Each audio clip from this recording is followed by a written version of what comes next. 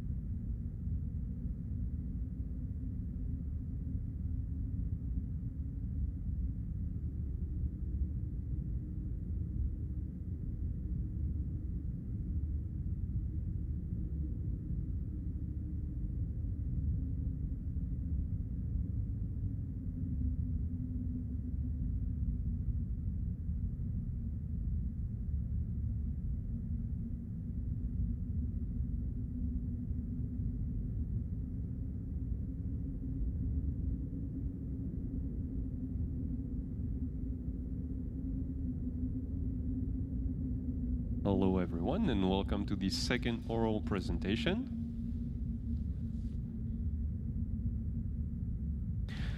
We'll be presenting you our freshly rebranded game project, Left Behind. So now let's begin. But what is... Oh no, I'm sorry, this was a rehearsal. My bad.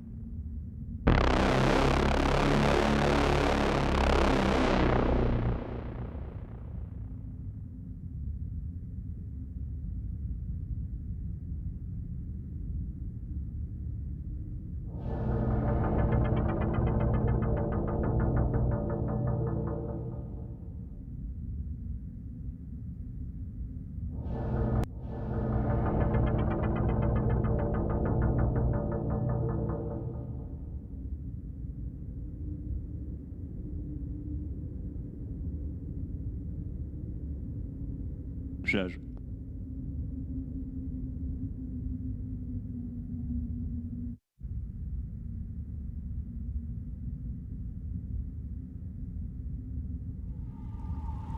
Are you kidding me? Okay. In and out.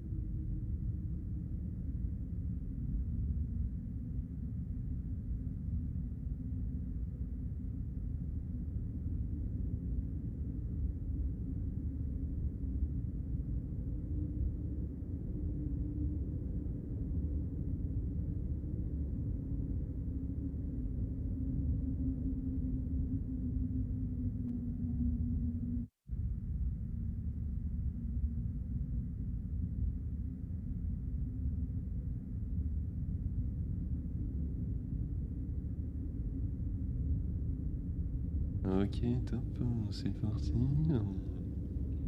Tape la vachette, let's go. Test 1, 2, 1, 2. Oui, c'est bon.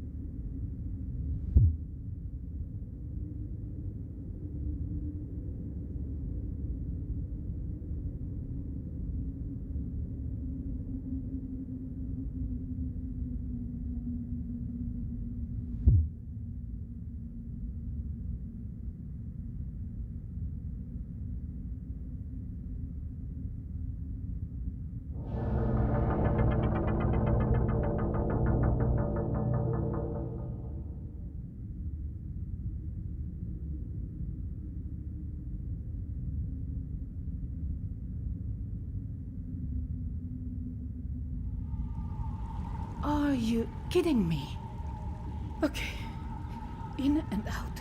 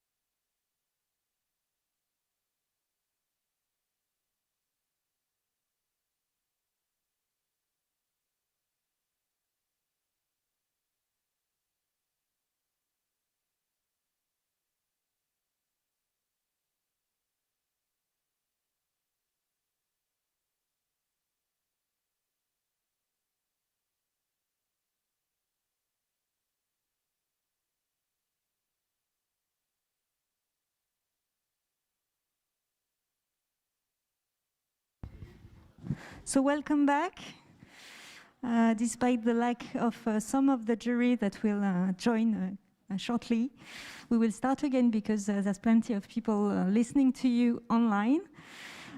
So thanks again to be there. And so let's welcome the first project of this afternoon, Project Ecosystem, which doesn't, well, be...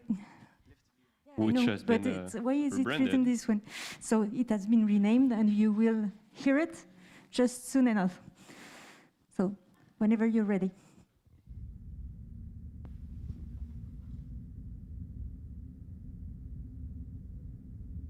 Hello everyone and welcome to the second oral presentation. We'll be presenting you our freshly rebranded game project Left Behind. Let's begin. What's Left Behind? We're gonna start with a quick project overview. With Left Behind, we've decided to go for a dark science fiction tale that's set on an unknown planet. It's a cinematic platformer, just like the games Grace and Inside. In this game genre, if you've never played it, the player embodies a character that's seen from the side and that moves from left to right.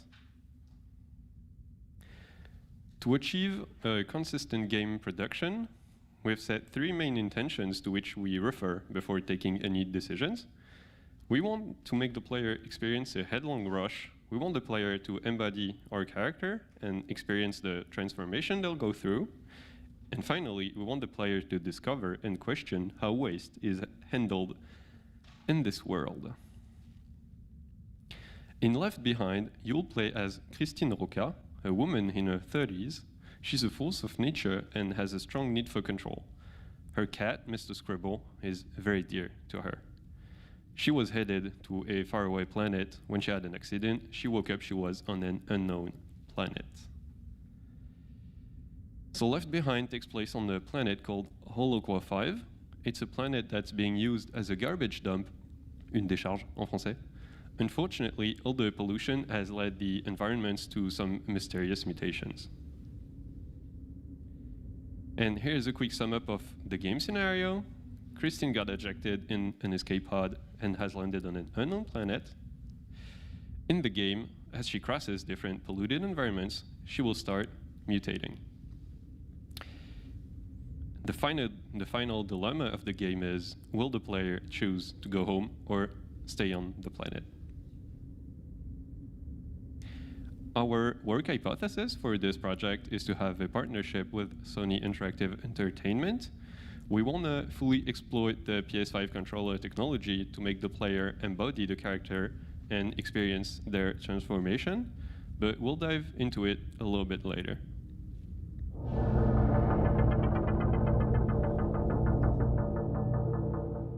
Okay, so time to jump into the gameplay part now. As we've stated before, Left Behind is a cinematic platformer, but what does it imply gameplay-wise? The main components of a cinematic platformer are a fine-tuned character controller with a good game feel, some additional light gameplay like pushing crates, for example. A particular attention is also given to staging and the global mise en scène, sorry. And don't forget the environment, which should help convey the story. We mentioned it before, but Christine mutates throughout the game because of the superfuel, a highly polluting, futuristic energy source. This mutation is our game key selling point. It affects different aspects of the game, like Christine's appearance, which changes over time, as you can see on the screen. And now let's see how the mutation also affects the gameplay.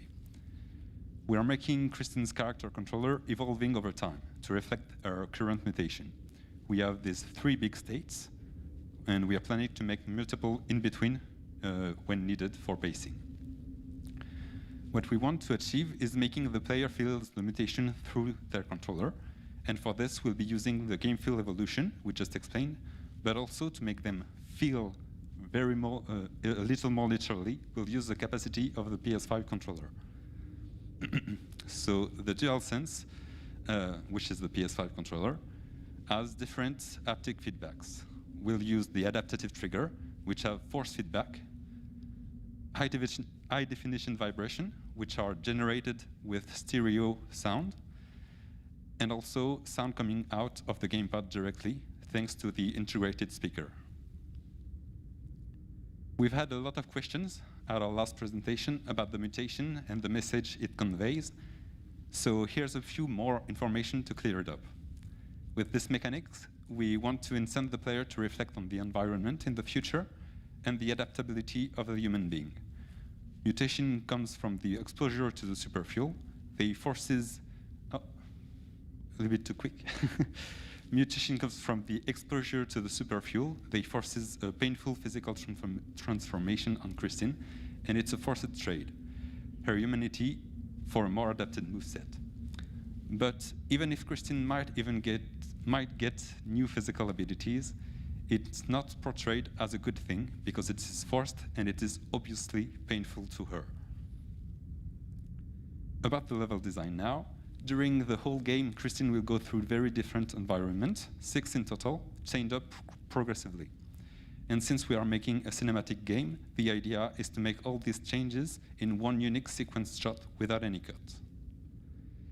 For the vertical slice, we're creating shorter versions of the zones, and we also decided to only keep 4 of them in a concern for production time. Between each of them, for the player to feel the mutation during the temporal ellipses, we are designing a few short audio and haptic cinematics. In Left Behind, the key positions of the camera and the transition between them is a true challenge. As one of our main creative intent is environmental storytelling, these need to be well planned and set up to control how the player will discover the environment. Moreover, having diverse kind of camera works add dynamism to this otherwise quite linear game. Thankfully, Cinemachine offers nice freedom of camera management, and we have made a few tools to make sure that the transitions are exactly as we intend them.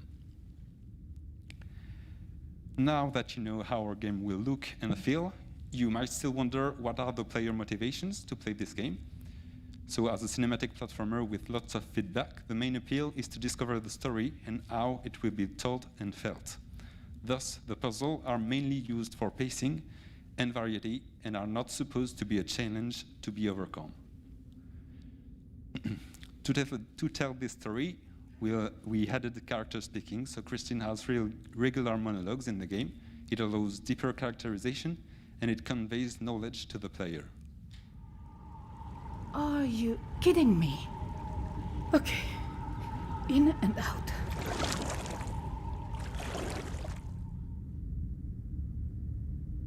And so for the voice, we found Ethel Loubier, which is the voice of Penelope Cruz, the French voice of Penelope Cruz, and she's the official dubber for our character.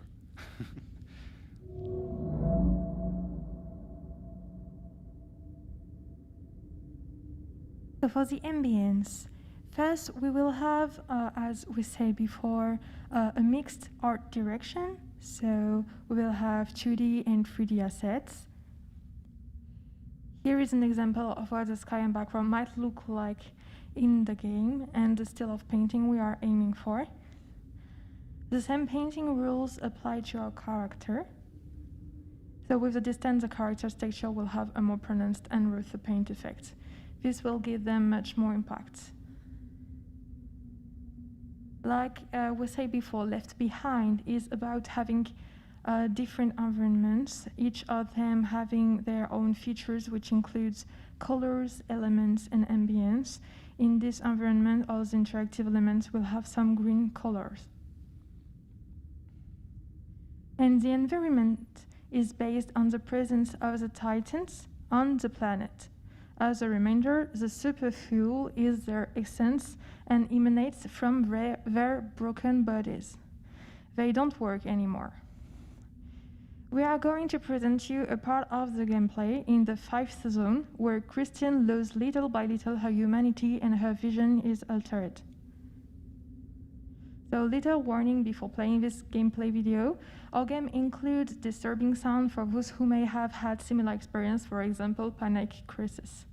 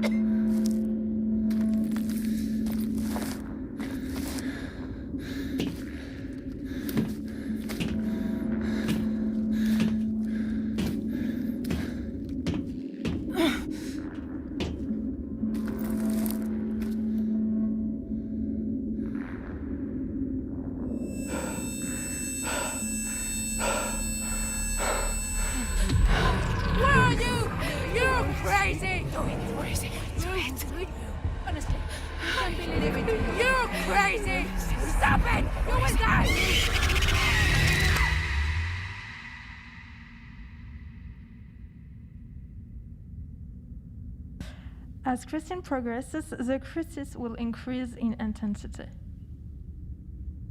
So the sound diagesis at a thin enough border to establish a particular atmosphere. We pay attention to the environmental effect, to detail what we do not see, but which nevertheless surrounds us. We opted for hyper-realistic sounds and follies, the objective of which was to fuel the dark and eerie aspect of the settings. The challenge is probably to adapt the sound to the space Christie is in, to give that sense of reality. As the game progresses, we use a contrapuntal process, contrasting audio with visual, to create the feeling of an alternate reality in our head. Acousmatic sound without a clear visual origin, can inspire us to look in the direction of sound.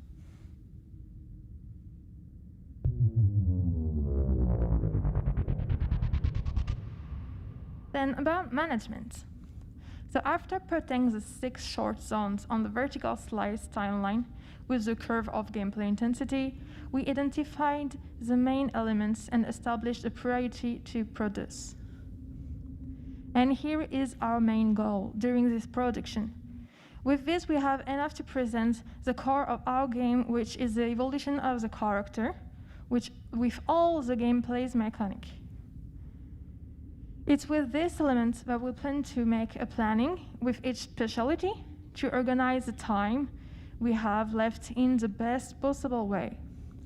The next step is therefore to establish a general schedule for the production of the complete game, taking into account the global budget. For the moment, concerning the forecasts, we plan to produce over 4 years with 12 employees and a budget of around 3 million euro.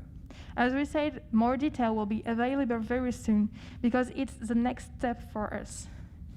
Furthermore, we plan to contact Blue 12, the French indie studio behind Stray, to learn about the specific of partnership with Sony Interactive Entertainment.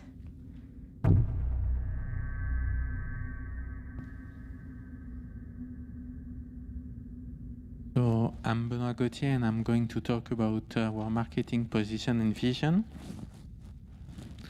After doing some research about our potential target audience, we estimated to be around 15 to 35 years old with a liking for artistic and or narrative-driven game, looking for special game experiences. We also want to be as inclusive and accessible as possible. We identified 3 additional potential targets with people who own a PS5 and want to add to their collection, people who own a PS5 and love cinematic platformers, and people who love cinematic platformers but don't currently own a PS5. This is an example of a customer journey map we used for that audience. About gameplay positioning, you can see the placement of Left Behind compared to our competitors.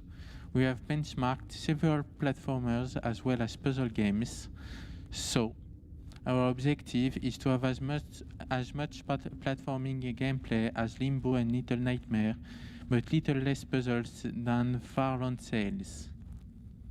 With these elements, we were able to establish a commercial positioning like this.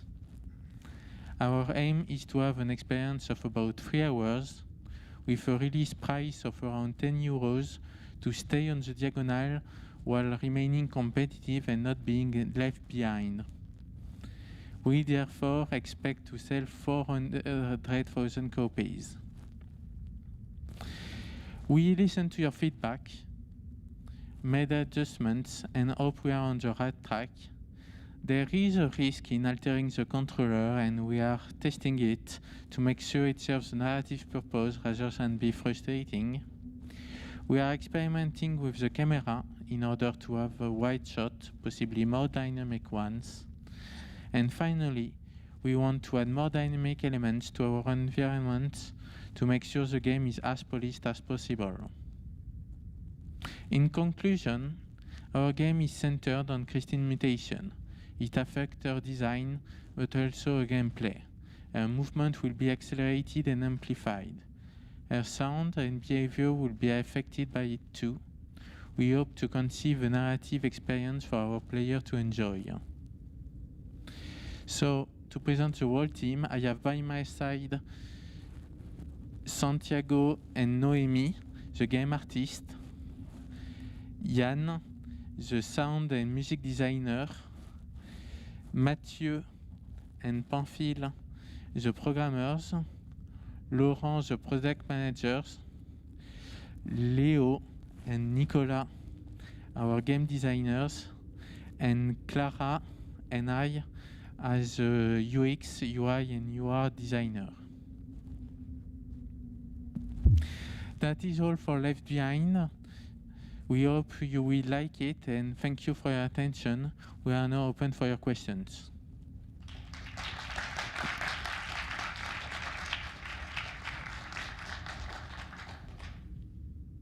Thank you. We got a first question or remark from Alexandre online. Mycon. Hello, so Alexandre, lead artist at Ubisoft. I'm glad to see that you made some progress. I mean, I understood it, but I didn't see it much. I think, like, you talked a lot about the game, but we didn't see much of gameplay. For cinematic platformer, from your reference and stuff, like the amount of diverse environments is pretty key, and the amount of polish in the environment is pretty key as well. From what I saw in the gameplay video you show, the foreground of the game is taking a huge part of the screen, and nothing happened there. I think it needs to be entertaining for the eye. Like a cinematic platformer needs to be always entertaining for the eye and not be, let's say, a bit boring for now. So think about the space in your screen, think about how you want to entertain the eye, whether it's with parallax, etc. You have a lot of opportunity in your concepts, but in the actual rendering of the game at the moment, it feels like there is quite a lot of work to be done still, and yeah, so I've got some worries. I hope you can reassure me. So thank you for your feedback. So I understood very well what you're saying, and it's right. We are a little bit late on the level art for the moment, so we didn't really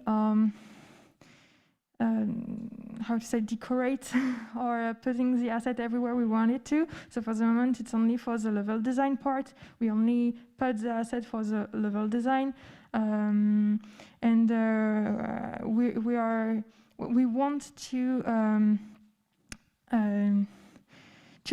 put more assets on the foreground, yes, of course, and even to follow one of your advice for the last time, it was to have the ground less flat. We want to sculpt the flat, but we are not on this moment for the moment. So, okay. Sorry. Okay, no worries. Yes, we will do everything you say. Thank you. Don't do that. I can make mistakes, but yeah, I'm glad that you're hearing the feedbacks anyway. Thank you. Hi, Pierre Alban from a game designer at Share Science 6 Games. You're talking a lot about the PS5 controller and its features.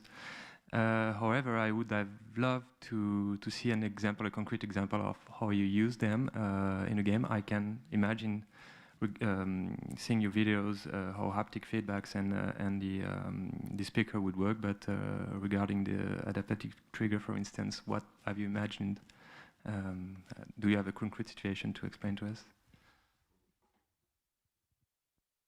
So for now, most of the work was done to make it work with Unity, because it is not a gamepad which is basically functioning with Windows and Unity from the beginning. So we plan to use it for holding specific. We plan to use the haptic feedback, the force feedback, sorry, on the trigger for when you're holding specific object and moving them. But we also have, since the vibration is generated via sounds, we will use the sound we already made for the sound design, and we'll use it to put them in the vibration. So for example, the footsteps will be put on the left and the right. We won't have this stereo effect in the headset, but in the controller, yes, in order to really feel like you're embodying our character. And for the sounds made by the internal speaker, we haven't set it on that yet, so it's still being designed. So all the work is done to make it compatible now, and we just have to implement it with the game. But if you come on our booth later, you could test a few of the haptic feedbacks which are implemented, even though they are not linked to the gameplay yet. Thank you. Alizé, you do have question or remarks? More like a remark. So Eliza from Ubisoft Paris User Research Lab. I was just remark regarding your camera. Like you said, I think it's going to be tricky to work on your camera. Something that you need to be careful is, I get to the need to have a large angle to camera in order to show the environment, but I feel it's going to be very difficult to have this type of camera and still allow players to care for your characters, because when you're showing some examples, I think it's great to have the environment, but you risk to lose this kind of mutations feeling that you are trying to give on your characters and everything that could be tied to it. So be very careful with that, because I think it's going to be a major part of your experience. So keep an eye on it.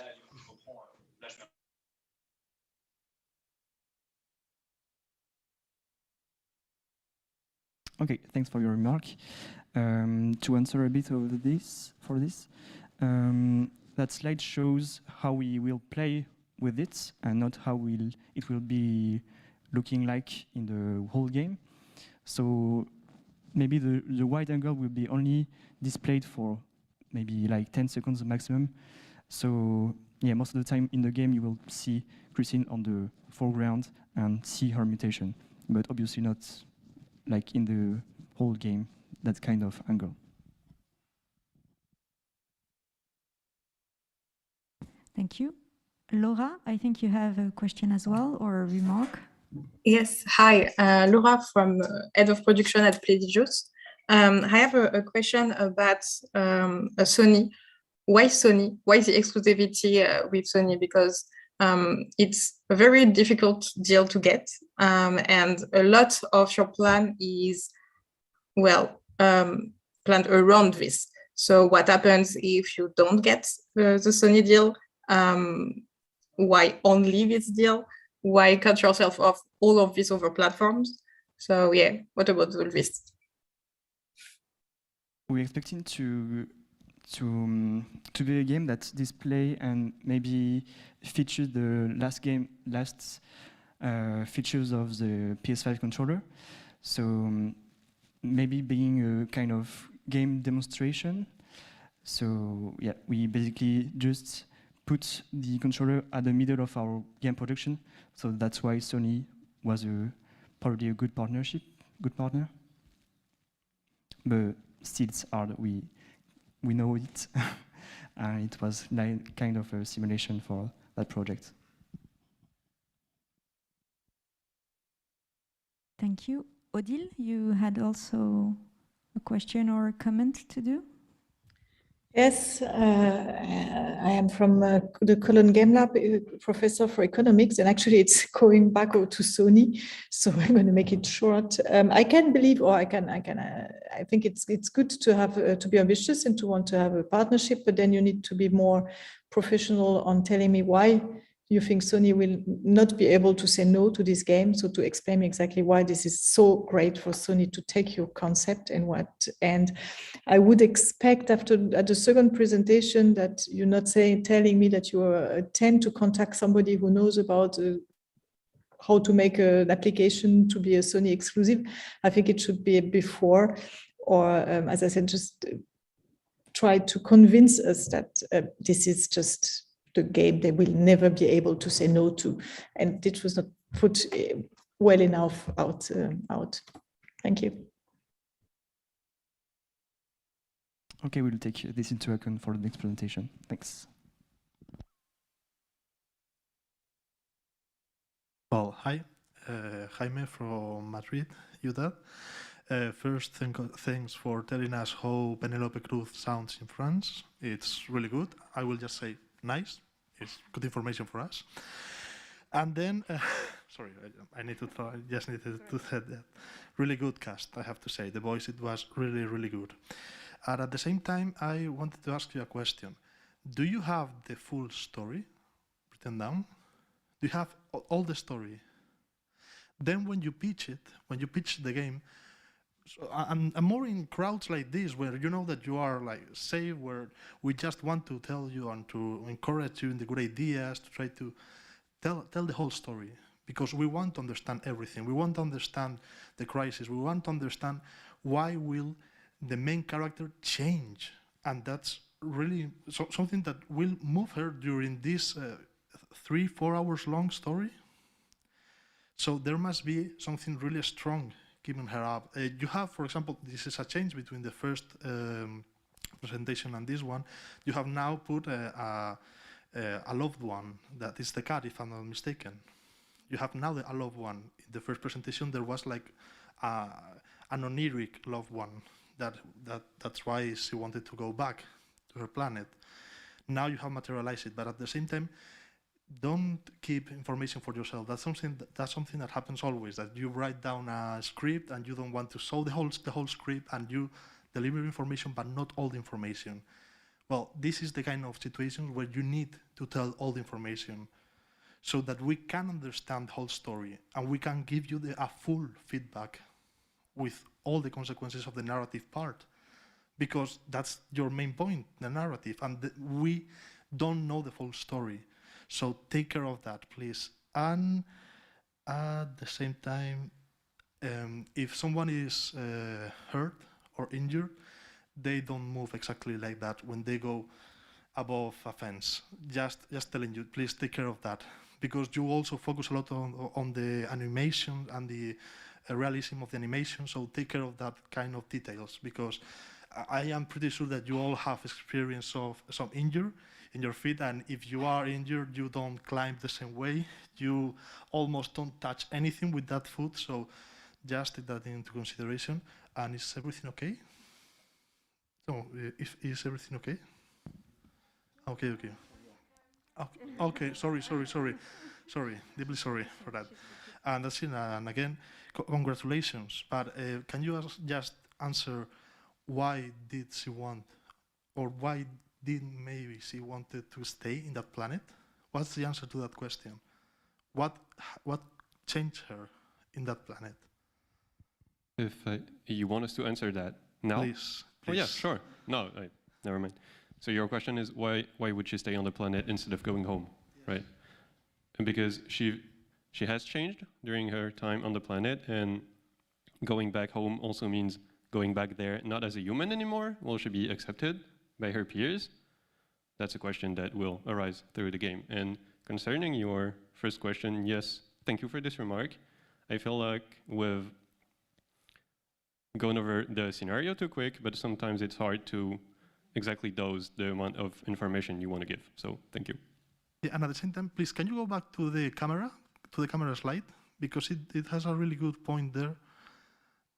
It's the Golden Gate, the Golden Gate Bridge. Because it looks like it. It more or less, at least, it reminds me more or less like it.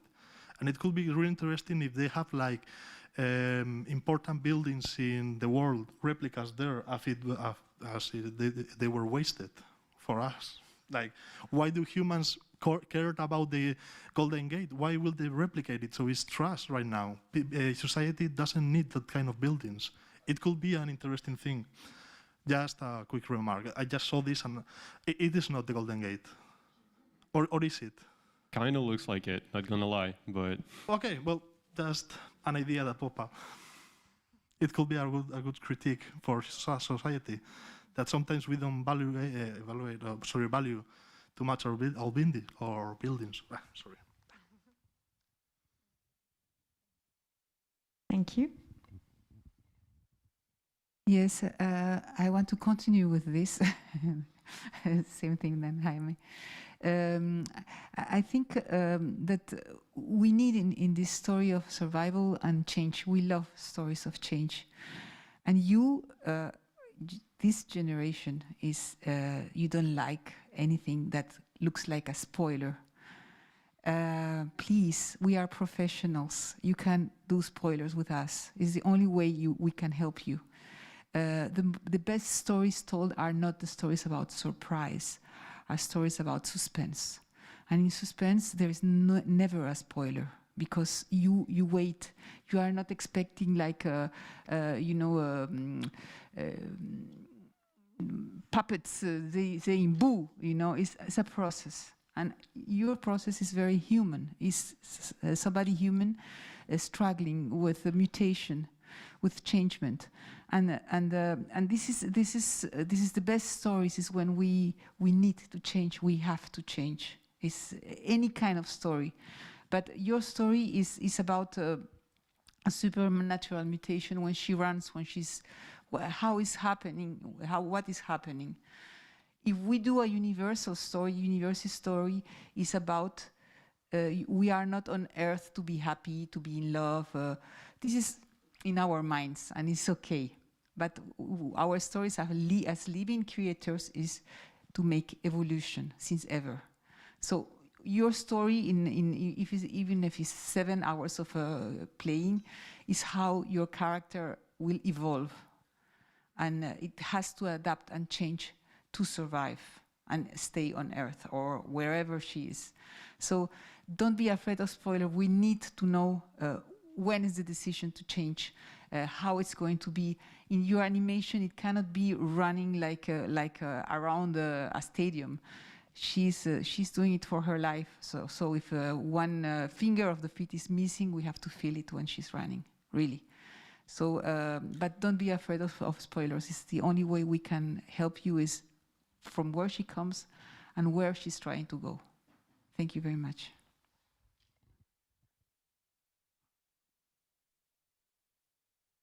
Thank you. Raphaël? Yes. Online? Yes. Raphaël, sound designer at Ubisoft. Just a few remarks on the audio of the game. It's really cool that you made it a little bit more organic than the first presentation. I think that the artistic direction is going your way, and you're going the way of the artistic direction with the sound, and it really is starting to come together. So really glad it's like that. I want to give you props about the sequence at the end of the gameplay where she's starting to have kind of hallucination. I really took it in the face or in the ears. It was really, really cool. So props on that. Just a little remark. I have a little issue with the 2D versus 3D sound. I feel like the sound are really 2D. The foley, the breathing, etc., is really close to my ears when I play. But my listener should be kind of on my camera, not really on my camera, but somewhere between my camera and my player. So right now it's a little bit too close, I think, and also on the voice. The voice is really cool, really good casting. I would love to hear a little bit more of that filter with the helmet she has. It will, I think, give a little bit more of immersion to the player. So that was that, but a great job on that. Thank you for your feedback. Yeah, it was a really big question for the placement of the sound in the camera or on the character to make a space. But yeah, thank you. I heard. Yeah, no problem. Thank you. So I had one remark about the camera when the sequence where we can see a vault and climb up a crate, I think, and push the crate. So the camera is looking backward towards the back, pretty much. Like we have the character on the right side, and usually in this type of game you want to see where you're going, know where you've been already. So that's something to, like for example, this image, you can't see the wall, so if there is some kind of visual thing to tell you can climb that, you can't see it. So I get you want to show your character, but you'll have time to show your character at other points, like zoom in and turn the camera on this, like toward his face or something. But in the gameplay, I think you should take care of this camera, put it a bit back, show where you're going a little. If you want this kind of a parallax and like angle of the camera, you're better off making it in the other direction, I think. And the question I have is, you're doing the animation yourself, because there's no animator in the credit. There's no one doing the animation, and you have plenty of animations. So I'm wondering where they're coming from, and you probably need a bit of polish on them, like when he climbs a ladder, it's sliding a bit, and when it walks, when the character walks also. So you're doing the animation yourself? About your first remark, yes, you're absolutely right. Like, you need to see where you're going, of course. And no, we don't have any animators, so we've used the Mixamo basic animations, and we're working to make it polish and have nice landings. Okay, so it's like a bank of animation. And you Yeah, get I think it's mocap, right? Yeah, it is. Because the animations themselves look good, but the integration of them, it's not. Yeah, it's not our strong suit, but it's not at the same level as the animation itself, so you kind of you can see it. Okay, interesting. Thank you. And also for the PlayStation controller, I really like those features of the controller, but I don't really see where it fits in this game. Well, just a little ramble would be enough for most of the thing you talked about. You're talking about the force feedback triggers, but you didn't really explain where it's gonna like come into play. And the high definition vibration on that type of game, I don't really see how it can be the core of the game. Maybe you can expand on that a bit, because seems kind of gimmicky to make it an exclusive PS4, PS5 game around this concept and say to Sony, oh, we're using your new technology, so we should get your game on the PS5. I don't know, get our game on the PS5. Maybe you can expand on that a little.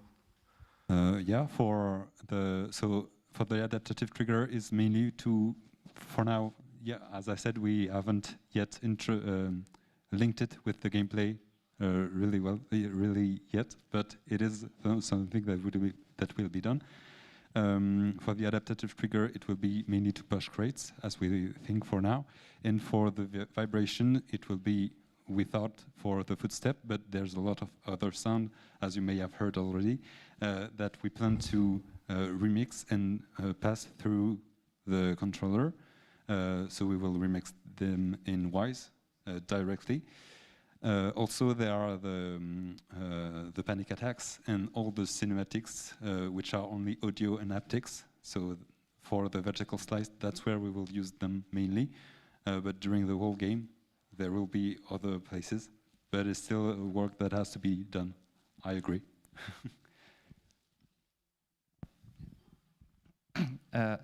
Just want to add an example of force feedback trigger when it could be interesting is the character have to climb some object, as you see, and as the player is the character is tired, like he mutate and become and have more and more pain, it could be harder for her to climb, and it will be feel like you have to push harder on the trigger.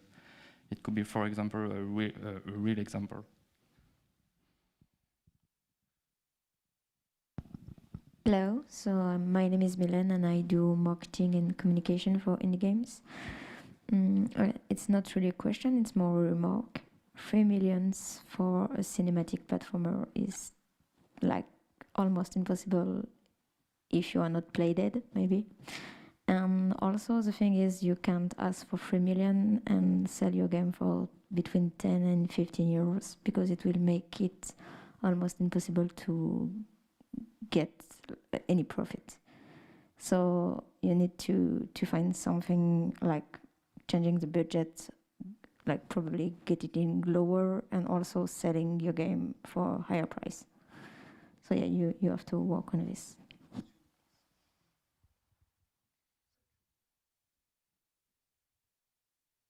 Okay, we will think better about this and make better calculation about this. Thank you. Thank you. It was the last question. So thanks and congrats again to the team.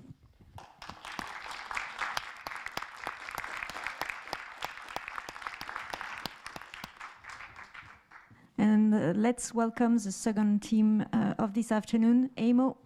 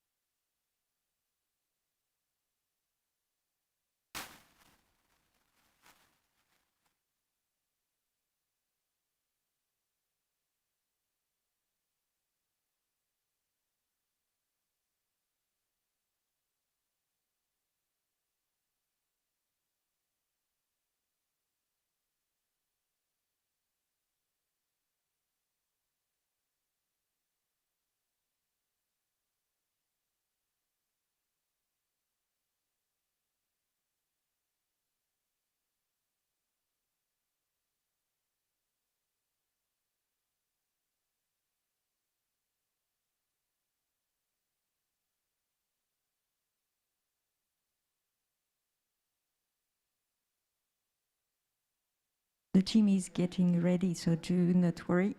Just a few minutes.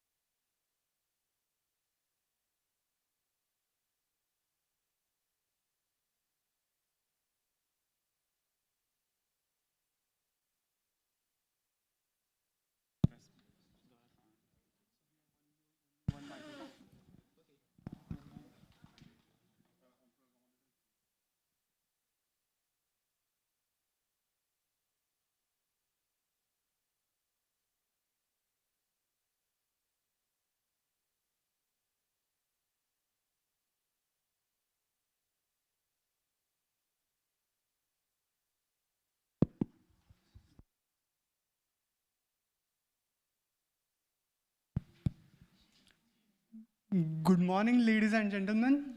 First of all, thanks for coming. And I hope you are ready to believe in magic, and that too with a bang. So first of all, welcome to Ammo, a modern mage out. Primarily being a first-person shooter, Ammo is aimed towards players who enjoy fast-paced, snappy movements. And recently booming, the roguelite formula is for risk takers, and finally being a sandbox, it is a treasure trove for theory crafters as well. And combining all these three things, we are developing and working on Ammo. So what is Ammo? The age of mages and witches is gone, and the industrial revolution is rapidly making magic obsolete. The skies are dominated by high-rise Gothic cathedrals, towers, and heavily industrialized steampunk structures. Your city floats high in the sky, dominated by religious orders and crafty political groups. The brutally industrialized world has no room for miracles. The religious cults and ordinary humans are trying hard to overthrow mages and magic. The mages are just another brick in the wall. Overpowered and enslaved, the mages must work tirelessly in armament and ordnance factories, using their abilities for manufacturing ammunition. And who are you in this rat's maze of industry and technology? You play as a mage with a gift for conjuring bullets and ordnance, enslaved and oppressed by the industries. You are exploited and angry, but your rage is futile against your slavers. However, you are not alone. You have crossed paths with a parasitic demon with dark capabilities, struggling to survive. You have no other option but to rely on each other. The demon has to survive, and the mage demands firepower to fight. Even though a mage, you have to go tooth and nail against industrialization by some classic gunslinging, but with a twist. Your gun is home to a demon, making it into a live entity, adaptive and fueled by its dark powers. The gun itself is an amalgam of magic and technology, hence it exhibits a very organic aesthetic and personifies the demon itself. With so much firepower, believe me, you don't want to be on the business end of this gun. Now, when it comes to you playing Ammo, what is it going to be like? So we have set some experience pillars for you to live through. First thing, we want you to be free, to experience freedom. This means freedom of playstyle, freedom of movement, freedom of pace. And within this freedom, we want players to express themselves, so to find their own playstyle. And players finding their playstyle will mean different style, and these styles will reward the individuality. We want players to feel stylish in their own way. And all of that comes down to our core feature, which you already know. This is bullet crafting. Bullets will allow you, obviously, to attack, but also to move, to defend, or any other utility option. Now, how will it run? How will you play Ammo? So it's a roguelike, so you play run after run. When you die, you start again. This is how a run goes. So as you can see, it is 3 times the same pattern. It is 3 zones, each one with its own taste. Let's have a look at one zone. So it's a sequence of 3 things occurring one after the other, repeating and repeating. The first thing is to go to the haze. It's a level where you are in a safe room where you can craft and try new ammunition. Then you can go to a combat room. Here you will fight enemies with your crafted ammunition. And if you succeed, you will earn new rewards, unlock new upgrades, and get back to the haze to craft and try new munition and try new stuff. And this repeats until the end of the zone where you have a boss room with a longer, harder fight. Now we have this clear in mind, let's take a look at what happens in the haze. Without further ado, let's open a portal to the bullet crafting dimension. The bullets in Ammo behave differently. They can have a shotgun-like spread, a buckshot, or they can spawn a shield on the ground to protect you from the enemy fire. They can be electric, or they can help you with mobility with a dashing power for platforming. Moreover, these systemic mechanics in ammo allow you to mismatch these different components to create a bullet of your dreams. Endless possibilities limited only by our imagination. Excited? Let's take a look.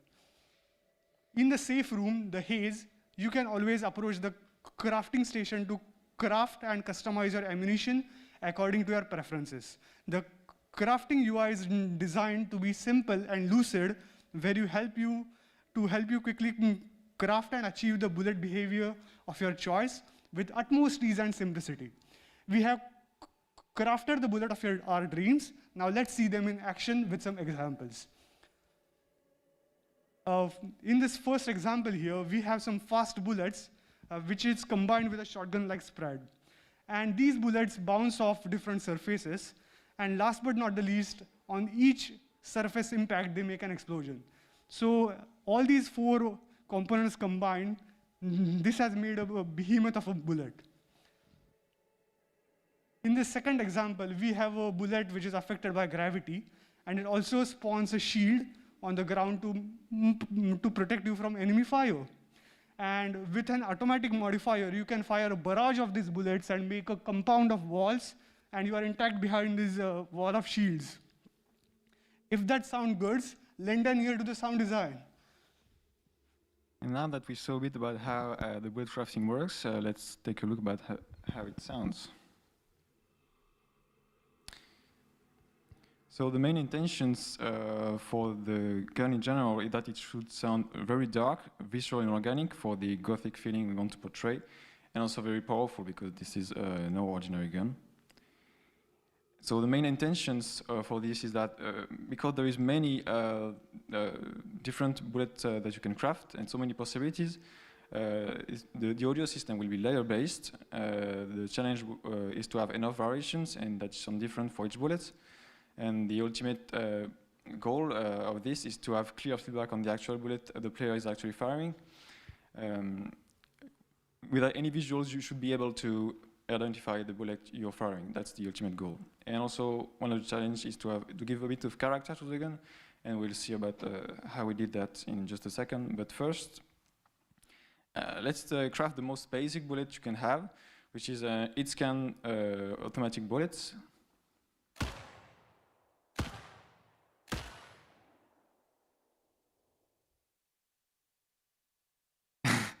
And then let's change the fire modes to shotgun. And then we can add elemental layers to it. So we'll add a fire layer. And we have also an electric layer, but we can either replace it with the fire or just add it on top of it.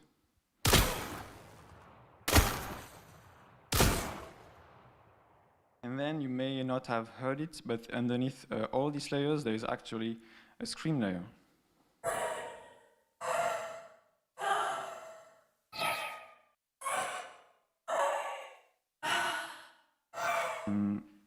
The idea of all these screams is that it should be misinterpreted with bullet whistles, so it can blend perfectly with the gunshots. And that's the part where it had a bit of character to the gun, because it's literally like the demon screaming through each shot. And but now you saw a bit about how it works, and you can imagine how the audio system will handle every possibilities the player craft the bullet. So now we have seen what happens in the haze when we craft and try new bullets, but what about getting it to now a combat room? So in a combat rooms, we combat. So what do we have as tools to combat? So if we rely on our pillars we described before, we want to have some freedom of mobility. So let's talk about movement. We can walk. We can also jump. Now we wanted to emphasize on the stylish aspect and on the fast-paced movement. So we added a slide mechanic and if you happen to jump during a slide, you will jump much higher. So this is the base moveset you have, but it's very basic, and the idea is to provide a clear base movement, but with ammunition crafting, you will be able to craft dashes, for instance, and to expand on this base set. But yeah, how does these bullets work, actually? You can equip up to 2 bullets within your gun. It has double barrel, so each click of the mouse. And basically, you are from here, you are free to do whatever bullet you want in any position within your barrels. And you can shoot, but what do you shoot at exactly? Enemies.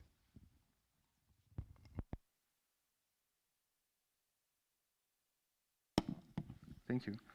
So enemy's goal is to challenge the players in 3 main areas.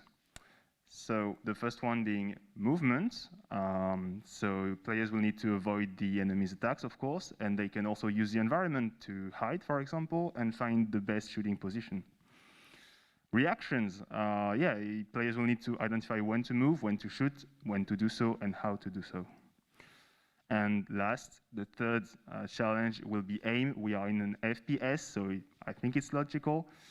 You can flick your crosshair at enemies. You will need to track their movement depending on your stuff and predict trajectories of both your projectiles and enemy movement. But remember how freedom is such a huge pillar for us. So, well, we are letting players focus on their strongest or preferred areas with the build options.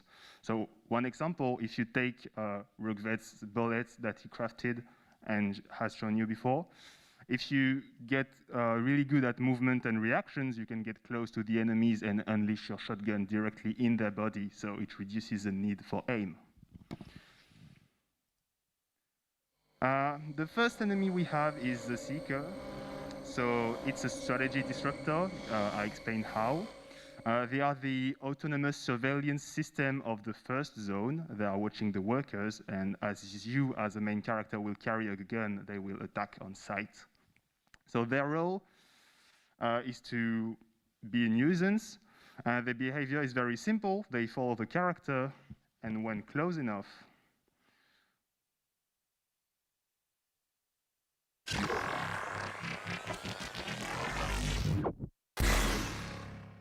this will deal a lot of damage, so you don't want to get caught by it. The idea is that while it's charging, it's actually vulnerable, so you can hit it during the charge animation to cancel the attack. But you can also play it differently, for example, move around and never let it get close enough. And you also have to make a decision on one other level is, do you want to kill the Seeker as soon as possible, or do you want to cancel it only from time to time while you focus on the bigger threat? The bigger threat being the Gatekeeper, which is the first boss of the first zone, and we plan on including it in the vertical slice. So it's a heavy and scary contraption that is dangerous at all range, and it uses 2 gigantic doors as shields to defend and strike, the doors being here. So Seekers will also be part of the fight to make sure players have a hard time. And again, for the Gatekeeper, there are several ways to play around it. So you'll be able to climb around the arena to access safer spots. You can play at close range with defensive moves, if you have some in your build. You can create terrain to block its already restrained movement, flank behind the shields with illusions, or pierce through them with concentrated power. So now that we have set what is in the game, let's have a clarification on what we are actually producing and what is for further than the vertical slice. So as previously mentioned, we plan on developing only one big combat room where there is a boss and enemies spawned by the boss, which are the Gatekeeper and the Seeker. The level generation will be handcrafted for this, though we are already making research for the procedural part for the full game. And for what possibilities you have 22 components implemented today. Though for the full game, we plan on adding much more content. So a full run will be approximately 15 combat levels. It will be procedurally generated. We plan on having from 3 to 6 specific enemies per zone, so 3 zones, which means around 12 different enemies, and a specific boss to the end of each zone. For the crafting component part, we plan on reaching up to 100 components different. Towards community content, we talked last time about modding and Twitch integration. These are topics we are not currently developing, but we are definitely committing to it for the full game. Now let's take a look at what happened for marketing. For target audience and marketing positioning, our demography primarily includes not only FPS fan, but also theory crafter, and the bullet crafting provides a huge platform to do so.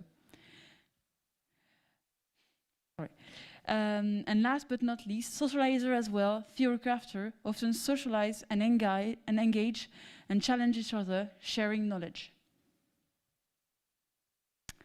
Comparing ammo to its other peers on the market, it's safe to say that it's one of the most customization and sandbox mechanic. Realism has been forfeited to endorse a really granular player expression.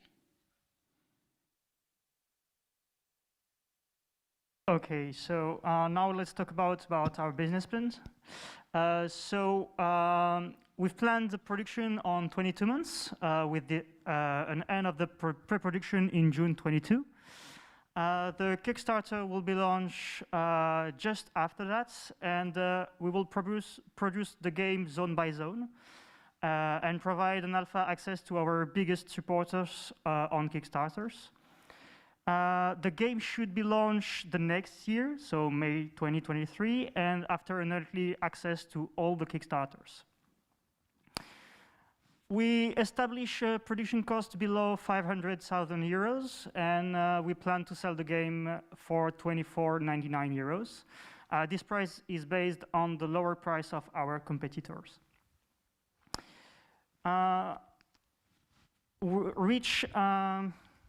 So we find that if we reach 200,000 sales, we should generate around €1 million of benefits, which mean a return on investment of around 1.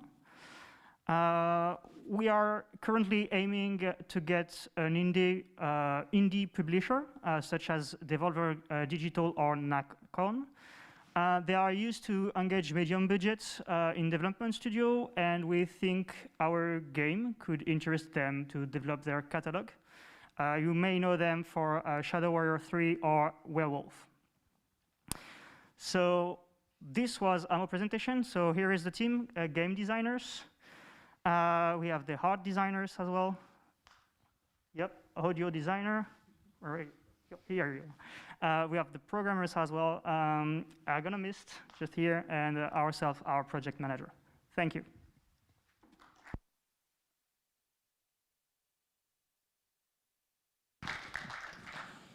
Thank you. So who wants to shoot first?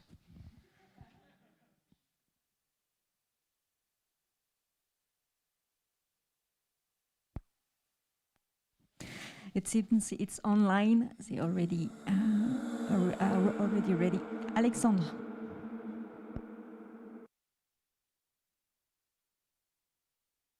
Sorry, Alexandre, I think you... Yeah, I know. I will never learn. Okay, great work on your progress. I see you made a lot of progress on the bullet crafting thingy. So that's nice. Like that's the basic of your system and the base of your concept. Then I have some worries. So I will not talk about all of them here, but the thing that, let's say, worries me the most at the moment is the game feel and the gun feel actually of the game. It's not in your 3 core experience pillars, and even if I saw some stuff like the sound that was like really punchy and crisp, I'm a bit worried that I didn't see any like animation for the gun, any kind of like different FX, like a juicy, punchy FX art direction, or like body awareness and stuff like this. If you're targeting to be published by editors like Devolver, that are mainly focused on delivering game with the like perfect game feel most of the time, I mean, this should be one of your main topic. Remember that the player in a roguelike is doing the same thing over and over and over again. It's not like they don't have to be like really original, but the game feel of every single action needs to be perfect. Needs to look perfect, it needs to sound perfect. And at the moment, it didn't like show much of this. And I really hope that is one of your main concern for the rest of the production or the pre-production.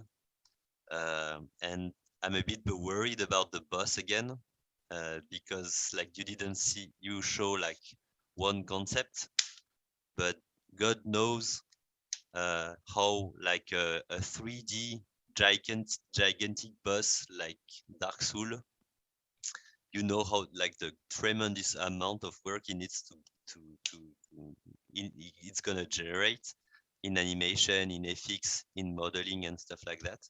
And you show us only a concept. So I'm a bit worried there as well. So I hope you can reassure me again in your scope, and if you feel like you're being too ambitious, or if you're aware of the risks, etc. Thank you.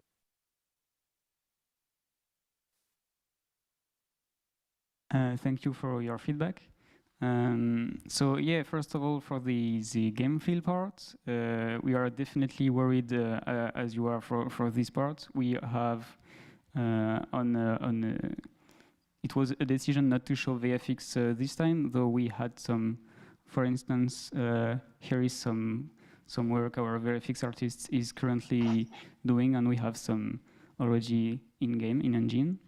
On the more first-person part of the camera and the recoil system and the gun feel, etc., we are currently implementing it and giving it a feeling, though it's too early to say if it's going to be enough. And for the enemy part and boss part, I'm going to let Redpine speak about it. Yeah, I think you are right to be worried. We kind of are too. But the boss has been designed with our scope in mind. So several examples I can give you. This is VFX. But for the boss parts, a lot of attacks will not need that many animations. For example, it will use laser beams. There will be different patterns of laser beams to dodge and play around, but the animation will remain the same. The boss won't actually walk. It will only move through its dash attack. One more thing is, it's not actually organic. It's kind of like a mix between a robot and organic parts. So for the movement, it's completely okay. If it feels clunky, actually it's really good for our intention. For the heaviness aspect too, and for the VFX, it's a lot of attacks will actually use the same VFX because they will behave the same way in the world. So yes, we try to keep it simple and small for us to be able to do it before the deadline of M2 projects, but we're hoping we will have the time to make everything. Okay, thank you. Thank you. Well, hi, Jaime from UTAD, Spain. I also share part of the concerns that Alex have mentioned. The first of all is the presence of the haze. One combat room, then the haze. One combat room, the haze. One and another. And I have a lot of concerns of this scheme because, first of all, won't it make the game too easy to be able to change the bullets so easily? And about that, that's a question that I also have another part of the question. But at the same time, following what Alex have said, that in a roguelike, players want to shoot, want to play, want action, action, action. If, in all the examples that you have mentioned, you go from one room to another, to another, to another, to another. And it almost looks like the ones where there is no action, you just go fast. You just take a health potion, or you buy whatever you want, and you go for the next. And in the scheme that you have shown of, again, combat room, haste, combat room, haste, it looks like they stop too much the action, unless the combat room is a huge one. It's like a room with different rooms inside, different sections, different stages. I don't know, but that's something that maybe you need to take into consideration. I don't know if you have thought that or about that or not. Again, please explain a little more in detail how it's going to be the progression of the complexity of the bullets, because that's something that wasn't clear. And it's really important, because the balance of the bullets is really important for your gameplay. Also, again, and I think that I also repeat this question last time, the health, how the health works. And you have here really good examples about the iteration with Twitch, like for example, what Ubisoft made with Hyperspace, letting the chat, the viewers in Twitch decide the effect. Maybe the Twitch chat can decide the effect of the next bullet. You also have mods in GTA. One example that comes to mind is GTA Chaos mod, for example. You can watch it online in YouTube, examples of that, and it really can work. That's a really good idea. But my two main questions are the progress of the ammunition, how the health works, and what do you think about, again, haste, combat room, haste, combat room?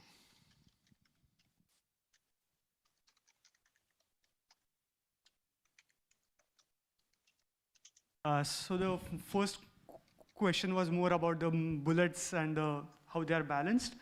So first of all, when it comes to the bullets, we have to, one thing which I would clarify, that we have a gun with the usual conventional shooting parameters, like there is accuracy, there is recoil, there is damage, and as we have different modifications,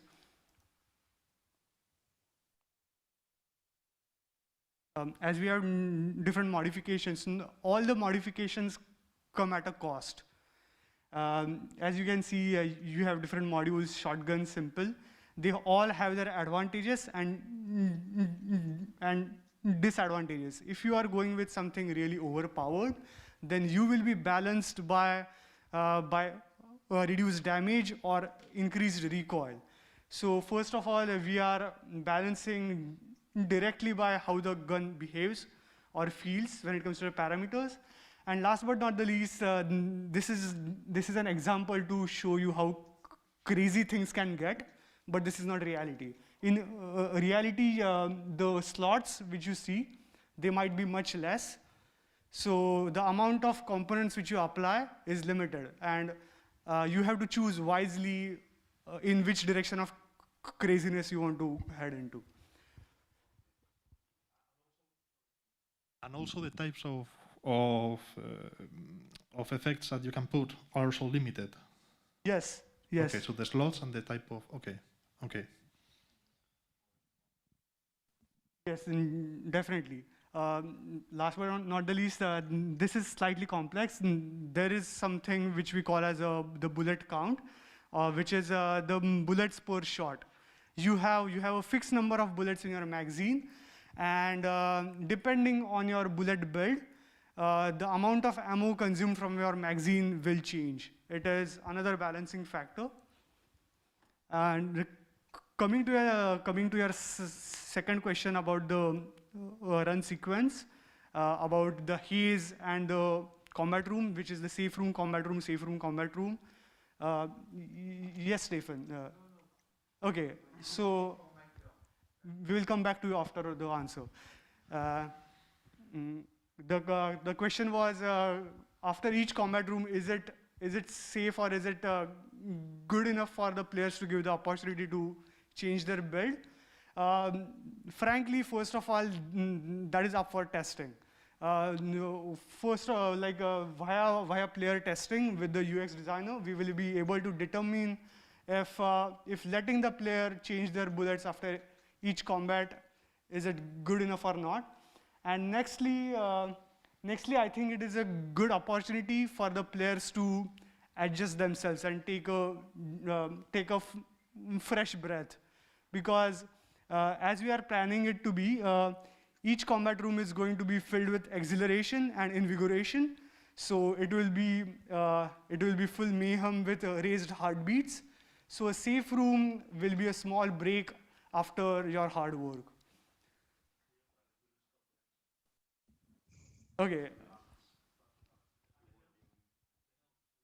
Oh yes, the health. Would you like to talk about the health?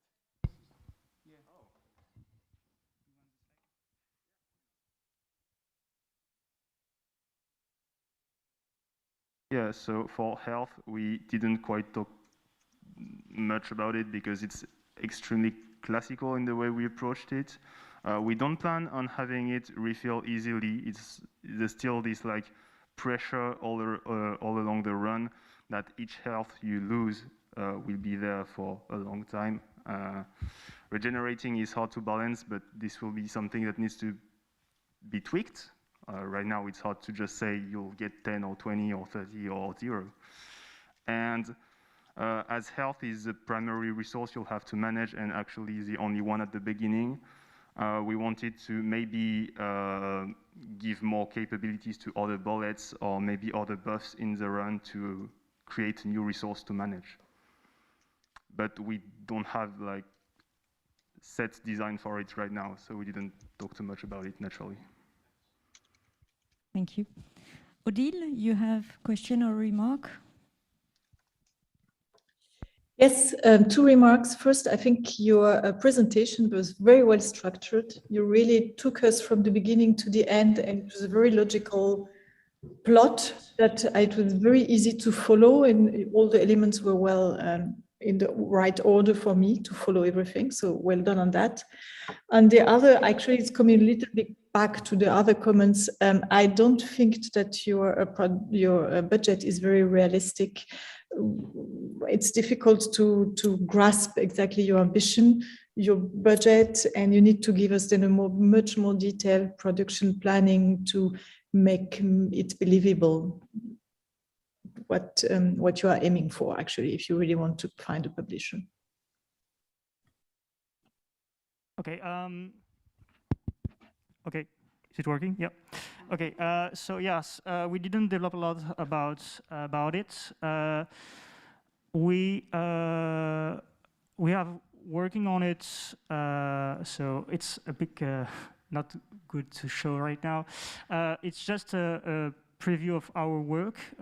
It's still work to do on it because we have a lot of things we didn't take in account, but if it's just a small calculation on Excel, so it's just an overview right now, but we will still work on it, especially considering all the public helps we can have and things like that. So yes, we will work on that. So just one remark, I can't really read what you see on screen, but yeah. Don't put in your presentation 5 to 6 different scenarios. Yeah. It's not relevant. Maybe 2 maximum, but okay. Not don't because it's too much level of details that you're not able to do. Yeah. So but it's good to have 2 scenarios to say positive, negative, or optimistic and realistic or whatever, but not 6, please. Okay. Hello, so Milan for doing marketing and communication for indie games. Congrats for the presentation. I see the improvement since last time, so good job on this.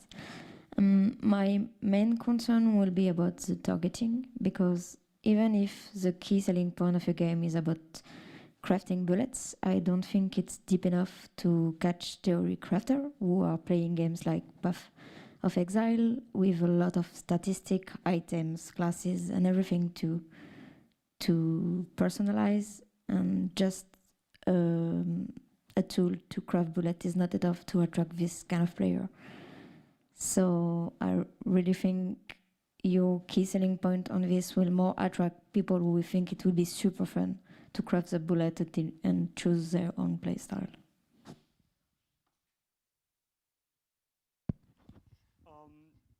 Okay, yes, you do have a very valid point. When it comes to theory crafting and crafting itself, it's not a, even though it is our key selling point, the bullet crafting, it's not one of the biggest pillars which will attract players. I agree, but combined with the roguelike formula and the different shooting mechanics, I think it will be able to entice the theory crafters out there. And I would also like to understand your question one more time, because I could not get the second half of your question. Oh, it was not really a question. It's just like I think like this key selling point will attract people who think just it's fun to craft bullet and to choose to play the way they want to. But yeah, I don't think it's not enough for theory crafter. And you also said like the roguelike system mechanic, but actually in the presentation you don't really talk about it. Like what can you do when a run is complete or when you are dead? Like on which characteristic are you able to improve or whatever? About that, we didn't show it in the UI system, but you can actually toggle a mode where it shows all the statistics for all the components. We didn't show it because the first-time user experience is quite complicated because of all the elements you have to learn. But there's this mode where like you can show all the statistics. We could attract theory crafters, and we spoke a little bit about it because we don't do it for the vertical slice, but we plan it for the full release. But for the modding things and stuff like that, we plan on having like an easy way to share your build and like to theory craft build outside of the game.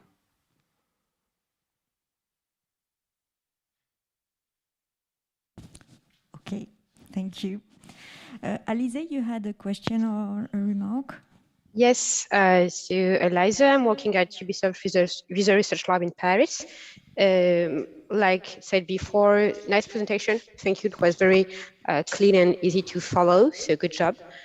I had some concerns. Alexandre talked about the boss, so I don't think it's useful to go there too. But right now, regarding the level design metrics, the short example that you show was very difficult to see where you can jump or not. So maybe keep an eye on these things, because right now it's very difficult to understand what could be done or not regarding level design. And I had one question mainly on user tests. I think it's very interesting how you built your sound designs regarding bullets, but I am sure whether your players will be able to understand which kind of bullet they are currently using just based on the sound, which seems very important to me. So how are you projecting to check that the players understand which kind of bullets they are using just based on the sound? For that, we couldn't test before because we had build problems, to be honest. But on Monday, actually, we'll run tests, and yeah, there's a question about the SFX and how the players understand them. But beforehand, we've done focus groups as for the game feel and stuff like that because it was asked before. Yeah, just to add that bullets won't come out of nowhere. So each bullet you use are actually crafted by you, the player. So it's more about validating what you put inside and see the effects you expect it to see and to understand how it works, more than identifying a random bullet that you didn't craft yourself. Yeah, but my point is more like when you're building your bullets, I think players will have specific expectations on sound effect and visual effects, and be sure that these expectations are not too far from what players expected, and that is consistent with the visual also. We all agree, I think, on this goal to achieve. Thank you. Thank you for the presentation. It's well structured. I had a lot of remarks, but almost all of them have been already given. I had a remark about the same than Odile about the budget. I think it's not realistic. You should look what you need really to finish this. And I have a question, which means maybe I haven't understand at all your game, which will be a big problem, either for me or for you. When you are creating a new bullet, how you define the goal of the bullet? Because from what I have seen, you have no info about the next boss that you will meet. Or you are creating bullets to win against the next boss. So how do you get the info which allows you to make the right bullet, or not the right bullet, but to think about what bullet you will need for the next boss? So I'll answer first and then I'll give the mic if there's more to add. But this is actually part of our learning curve for players to first jump into the game. They don't know the enemies. They get destroyed probably with bad choices during the bullet crafting phase. And then they grow stronger the more they fight the enemy and the more they discover how they actually work. But also, when I presented the Seeker and the boss, I tried to also say that there were multiple ways of defeating them, and this is actually to contribute to our freedom pillar. We want to make sure that if you define the playstyle, and we as designers kind of defined playstyles also that we want to see viable in the game. If you have your own playstyle, it should work in one way. So with little tweaks and maybe more creativity, I don't know, you should be able to make what you imagine work. Yes, but if I understand well, either you don't know nothing, and then generally it's considered as unjust. It's not fair for the player. I know that in roguelikes you have a fair, this kind of unfair ethic, but it's not because you don't know exactly what is the boss, you know, but you have some info that you could not have several styles. You can decide to capture the boss, to find the place where he is. You can have a lot of things. But if you have no info, I come back to a comment which made, you don't know exactly what you are doing in the haze, apart experiencing different bullets. But if you don't know why you are experiencing different bullets, I think you lose something. It was a recommendation. I said it's a little like if you are in a system where you acquire some power. Each time you get a new level, you understand something more about the game, that you can find your own style. Then you try to create new bullets, but to do so you have to get progressively more and more information about the world, either by being killing and then starting back the level, or by something that you give to the player some info in a way that I don't understand yet.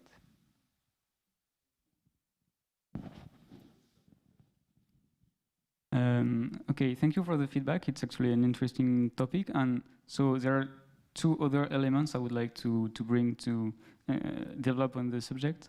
First one is that at the start of a run, we will give very few options to the players. So we will make sure that at the very beginning of a run, your options are relevant to what you are facing. So the very start will be less punishing in this way.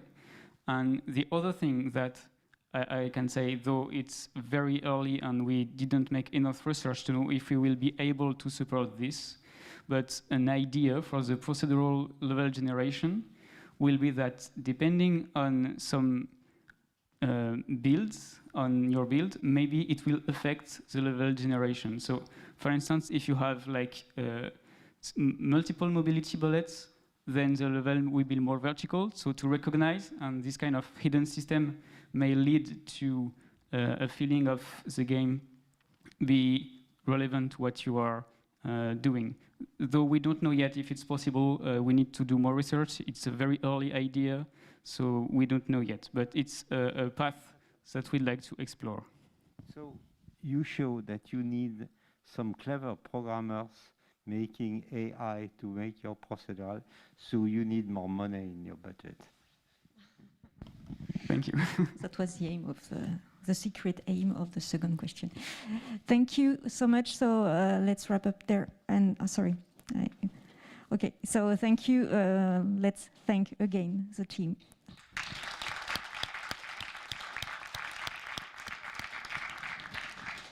And let's welcome the last team of today, Tribe of Dawn.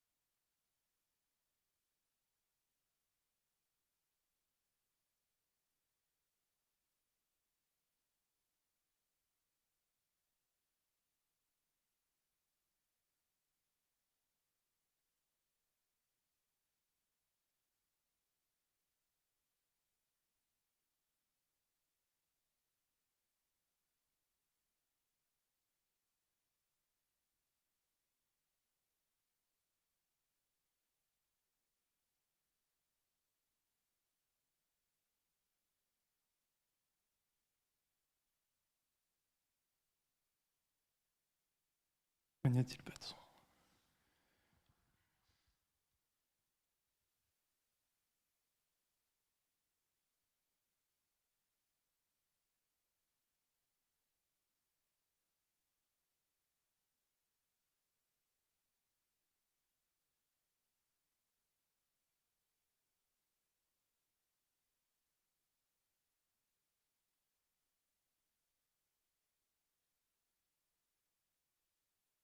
There is something inside the night.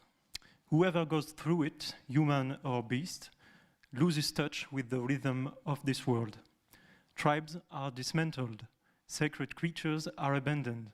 Pilgrims are scattered across the land, wandering aimlessly. This chaotic presence inside the night we call the gyre. We are the last remaining tribe. We can still hear the sacred pearls. We can still guide our creature through prayers. One shared rhythm unites us as we travel this land, mending every soul, rebinding every tribe, eternally escaping the night and its gyre. We are the Tribe of Dawn. Fleeing the dangerous night, your tribe must keep moving and protect its sacred beast. So, Tribe of Dawn is a nomadic RTS with a focus on movement and spiritual connection. Our pillars are perpetual movement, symbiosis, and spiritual connection. The need for perpetual movement must exert a slight but permanent pressure. This is not a game about extension. There's scarcity, limited building possibilities, and the population will not expand. This pressure should strengthen the bond which connects the tribe and its creature. They live in close symbiosis and they need each other. Finally, this connection should gradually expand to other humans and creatures outside the tribe, leading to the feeling that everything is connected. But how is it played?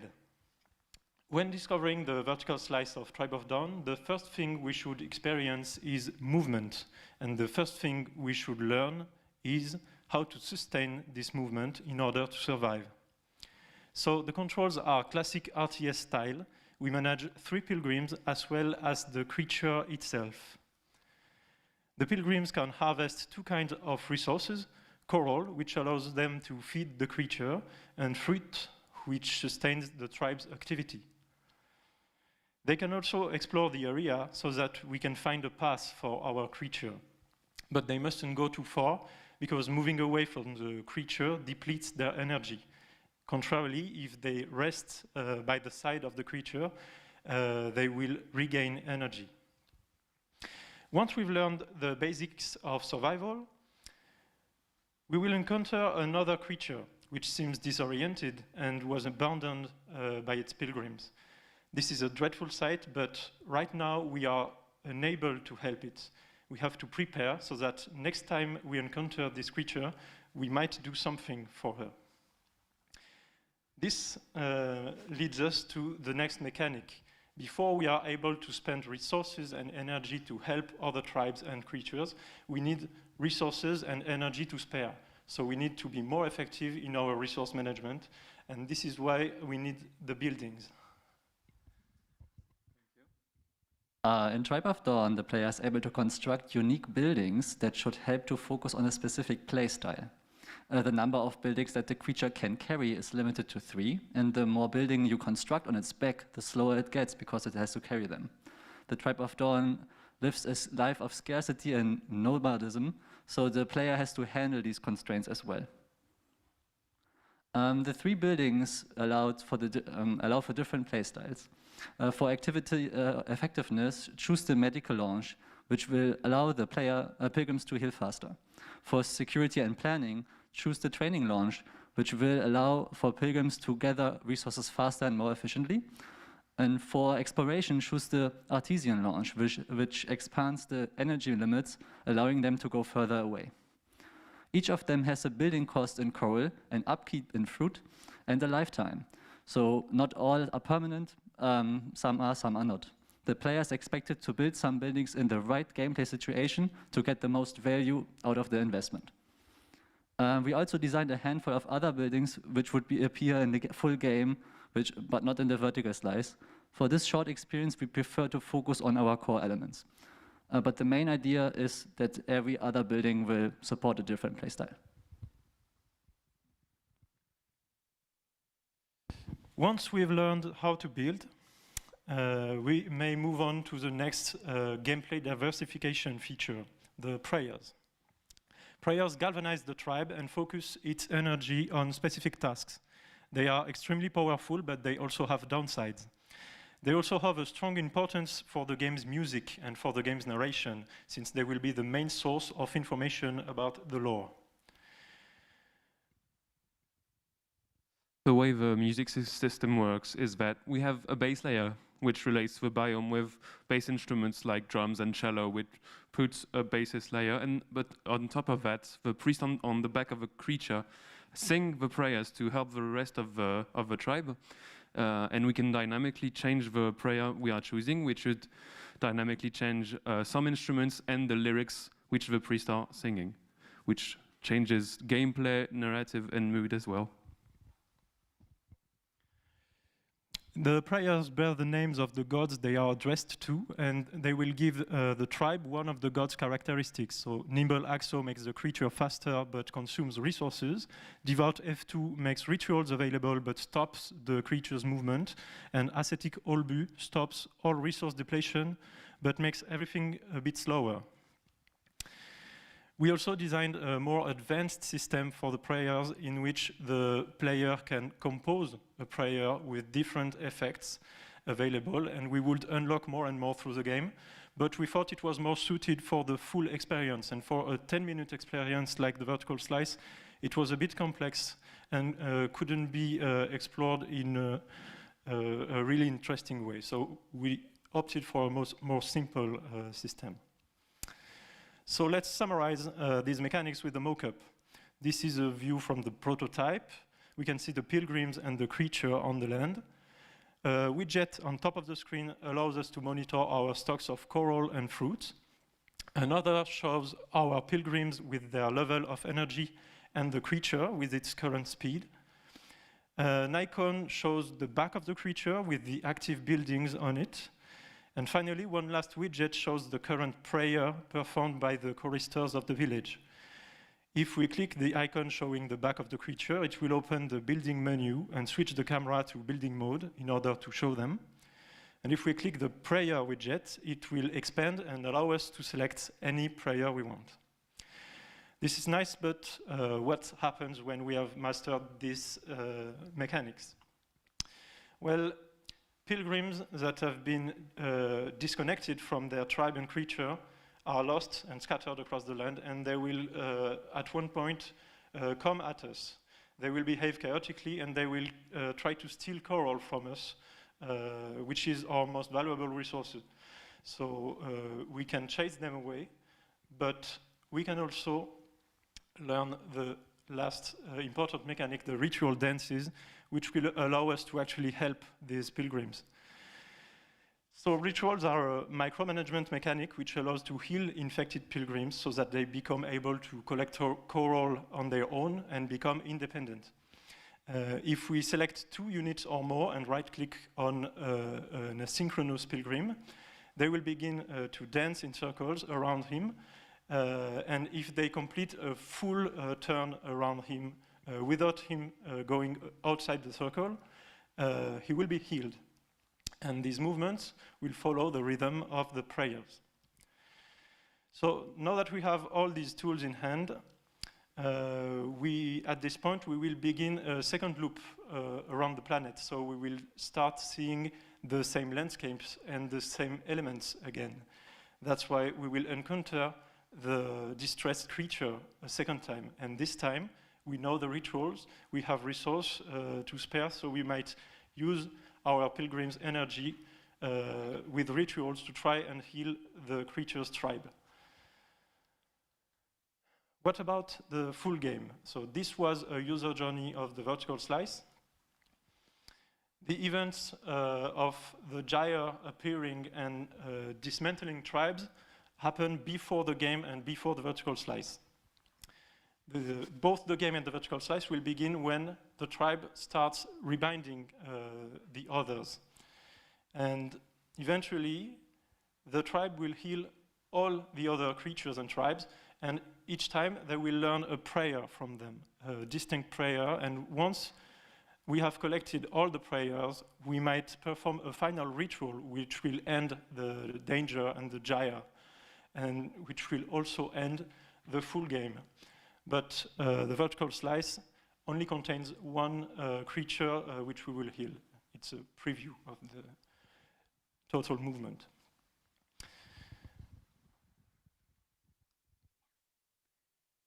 So, about the game's world, the environment. So, the environment of the game is composed of 3 biomes, each with their own identity and gameplay elements. They were inspired by sensations like the fluffy hills, large soft meadows full of resources and easy to walk through, and the viscous mangrove, lush forest that slows the creature down. And the red salt mountains that we chose to develop in our vertical slice. It's the most balanced biome in terms of gameplay. This environment is made of red stone relief, high and low, covered in white snow. We must find our way across, go around holes, and avoid mountains, highlighting the level design. It has just the resources we need to start the game, coral. These are assets we will find in the biome, so we can have a look at the style and the final render in our game. The village. It's built on the creature's back, always moving. The buildings need to be lightweight, ephemeral, and flexible enough to follow the creature's heavy walk. It's inspired by the vernacular anti-seismic architecture and uses elements we can see both on the creature and the pilgrims, like ropes, linen, and bones, to emphasize the bound between them. The character you see on the left are the other cast of the tribe, living only inside the village, performing prayers and taking care of the buildings. Now let's talk a little about the creature that will support this village. It's fully modelized and rigged, ready to be animated by Alice or animator.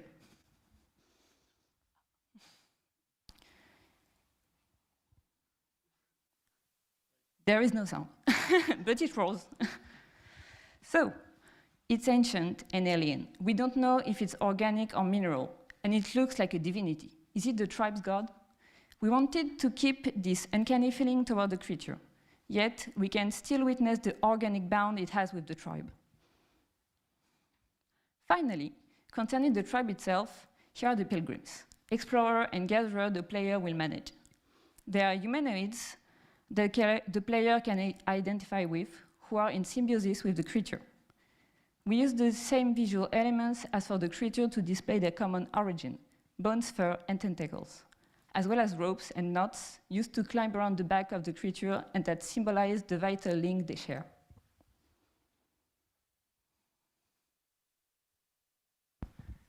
So the sound is not working, but we had a little sample we wanted you to hear. We created an original language for the tribe, and as we control the pilgrims, they will pronounce lines that we have recorded, and which will be subtitled in English.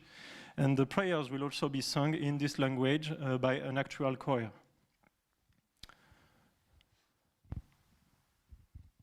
So let's talk about the production now, but first, paper prototype. So for our project, we decided to make a paper prototype where the basic mechanics were implemented, like controlling the creature and pilgrims, collecting resources, avoiding the night. Its main purpose was to test many core aspects of the game, such as fun, the strategic choices and options, and also the feeling of pressure. And the results were really encouraging. Players had a lot of fun, appreciated the core mechanics, especially managing the creature and the pilgrims, and felt pressure through the theme and the gameplay.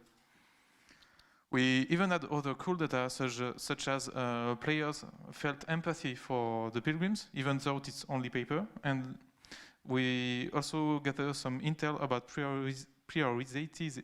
prioritization of resource gathering. Sorry. Right after, a little bit about accessibility. It was an important aspect for us, so we decided to take it in account in the design of the game. It won't just adding accessibility options at the end of the game, but it's also really important stuff throughout the design. We had the two main focuses, the multiplicity of visual and audio feedbacks, and also to make the game playable only with the mouse or only with the keyboard.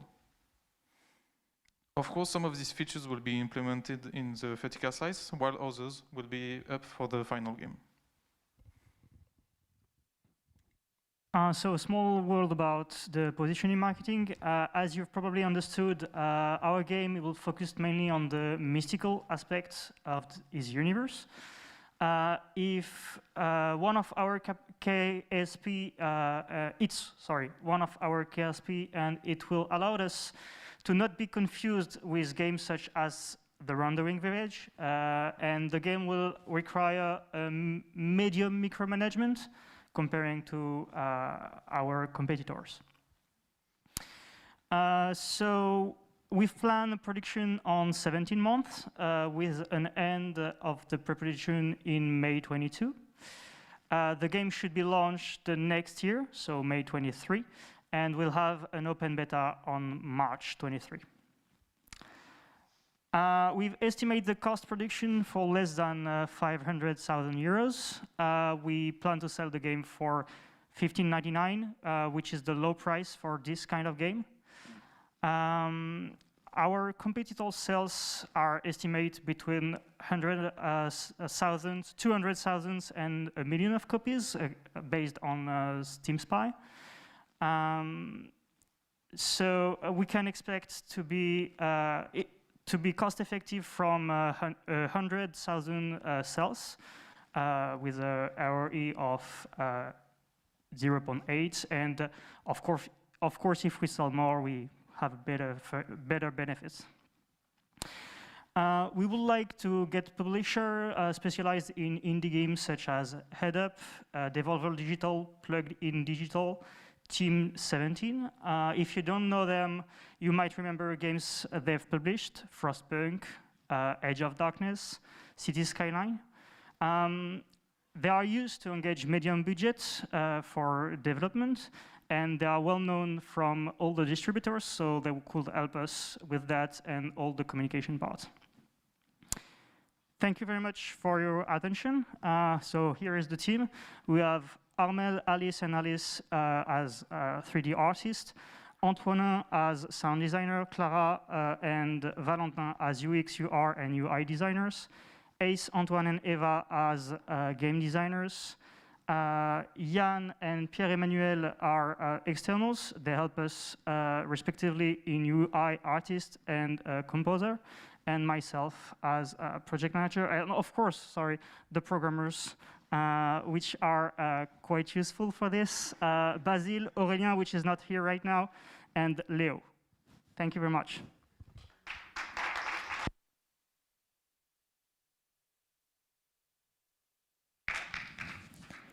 Thank you. So who wants to start? Yeah.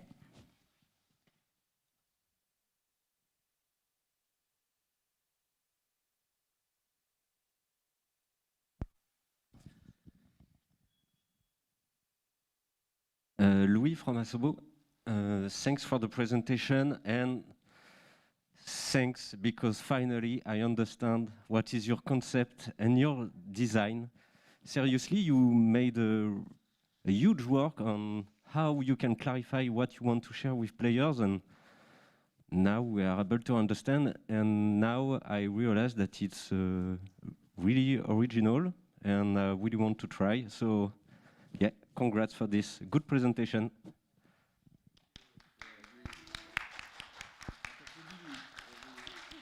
Thanks. Thanks a lot. The feedback from the last presentation helped us a lot in clarifying things and making choices in the design to focus on what's important and make things clearer. So I really wanted to congratulate you too, because I had the same feeling, and the concept is actually really interesting and really exciting. But I have a small question. Why do I need coral to build buildings made out of linen and I can't remember, wood or? So coral is a resource linked to the creature we are on. It's basically the same material it's made with. So at first we wanted to make the buildings with coral and linen, a combination of both. But we found out with the paper prototype and with the length of the slice that having 3 resources will be unnecessarily complicated. So we cut the linen. It would be in the full game, but for the vertical slice, we preferred to have just coral and fruit. Okay, and so it reminds me of a side question I had. Since it was much more clear for us, I was wondering whether you had actually cut a lot compared with last time we saw the pitch, or if it was just the way you put it that made it more clear. We did cut a lot. A lot of you last time told us that the scope was huge, oversized.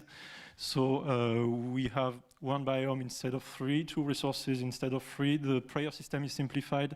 The buildings also, we selected 3 buildings instead of 8 or 9. And we had 2 distinct roles for the pilgrims. Some of them were gatherers, some of them were priests.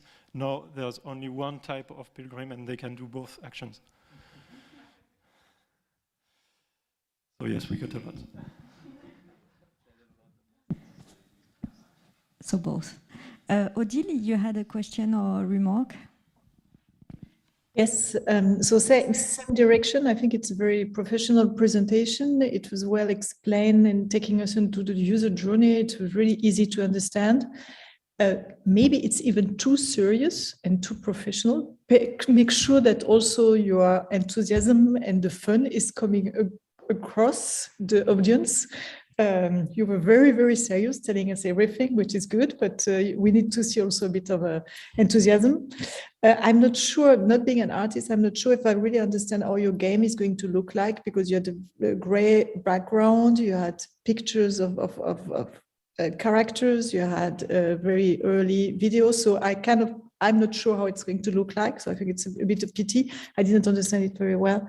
And I think you should work on your market positioning. It's not a classical RTS, it has to be much more detailed, which kind of game it is, which kind of game are your competitors, and then you can really find out how many units and what can be your budget. And be careful, this is for everybody, about the Steam Spy figures. There are also figures where it's during the sales or during some action where they sell for zero, for almost nothing. So you don't multiply the Steam Spy figures just by the price, and it gives you a turnover. And a very detail that it makes a bad impression at the end. You had a lot of English spelling mistake on your last slide. So check again. Thank you. Yeah, thank you very much. I will work on that. Sorry. Well, hi, Jaime from Spain, UTAD. First of all, I also want to congratulate you. It has changed a lot. Like this has a lot to do with what you present in the first presentation, but at the same time you have changed so many things that now this thing can be done. But we can say that this project can be done. It is possible to do it. So congratulations on that. I am pretty sure that it will have been difficult for you to say no to so many things, and maybe you will even have the hope that in the full release game I will be able to put this. But at the same time, you have created a concept that a lot of people will be able to enjoy, and where you will be able to tell a lot of different stories without maybe too much complexity. I think about games like, for example, Frostpunk, that is a really complex game in a lot of ways, and where you have to manage different resources and you have to keep to certain goals, different type of buildings, and at the same time they try also to tell a story. But in this case, maybe if you keep it simple, you also can keep it safe to tell the story that you want to tell, because it could be a really, really good story. So in that sense, maybe keeping it simple is not a bad thing. You can even take a strength in that. As there was like the previews where you make the comparison with your competitors. Maybe not the previous, but the one before. That one. Also, I don't exactly understand why you say mystical against subjective. I think that maybe we can change the. Sorry? Oh yeah, realistic against a realistic. I think that maybe we can also say that your focus will be more in the sensation, more than the strategic or the resource management.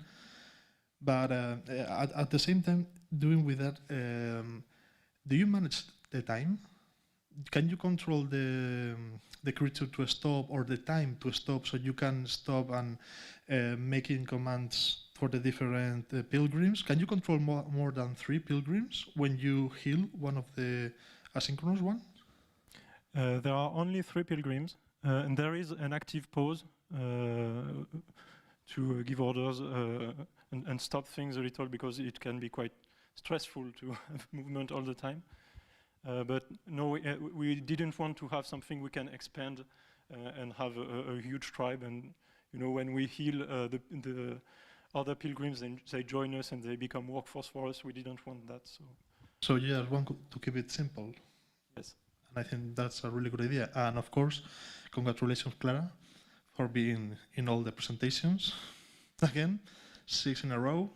Keep it going. We can say congrats to Clara.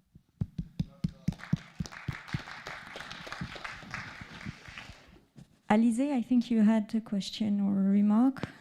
Yes, thank you. Thanks you for the presentation. Was very much clearer than previous. Good job on this one. I had one small question before going for the next. If I remember correctly, it was not possible to move or control the creature before, right? Sorry, it was, but we explained it badly. All right.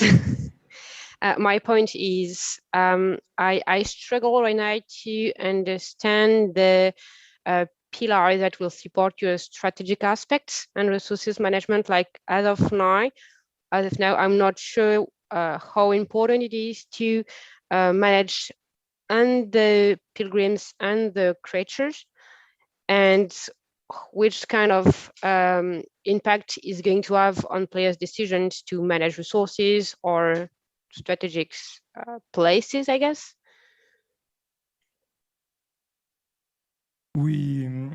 That's why we prefer to have less pilgrims and not many different things to control. I'm not sure I understand precisely the question, but we wanted it to be quite light strategy-wise, adding small depth with the buildings and prayers, but also having something that can be played by persons that are not used to classical strategy games.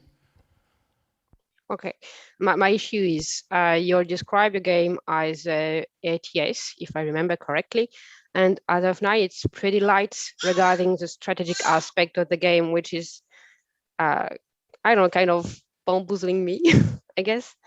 So I was like, maybe I missed some information regarding how moving the pilgrims or the creature is going to impact resources management or strategic decisions in the game. For example, okay, I need to move the creature here for in order to reach this kind of resources, but it's going to cost me more on this kind of resources. I fail to see this aspect of the strategic you are proposing.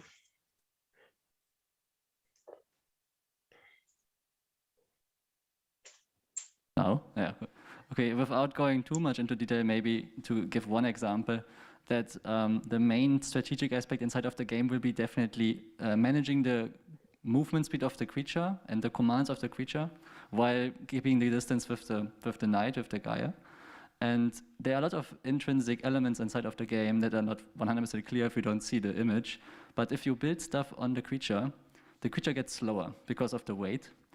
And the main idea is that the player has to manage very carefully how far the creature can move forward or how fast it can move without getting caught by it. And to give another example where the player has to make a meaningful decision is if you have to collect something and the pilgrim has to deliver it back to the creature, the relative distance is much longer when the creature is far to the right and the point that you want to collect it is far to the left. And then the pilgrim has to move quite a long way. So there might be a strategic depth element in terms of if I can maybe get my pilgrim very close to the creature, then the traveling time is very low. And to constantly sustain everything at the same time, we already thought that these little things might be enough to give the feel of strategic depth without being the classical RTS thing of multiple control groups and multiple ability layers. It might be a little bit light, but I don't think that there's no strategic element inside of it. Could I answer the question? Yeah, you did. Maybe I missed something, but it's much clearer on the strategic aspects. Thank you.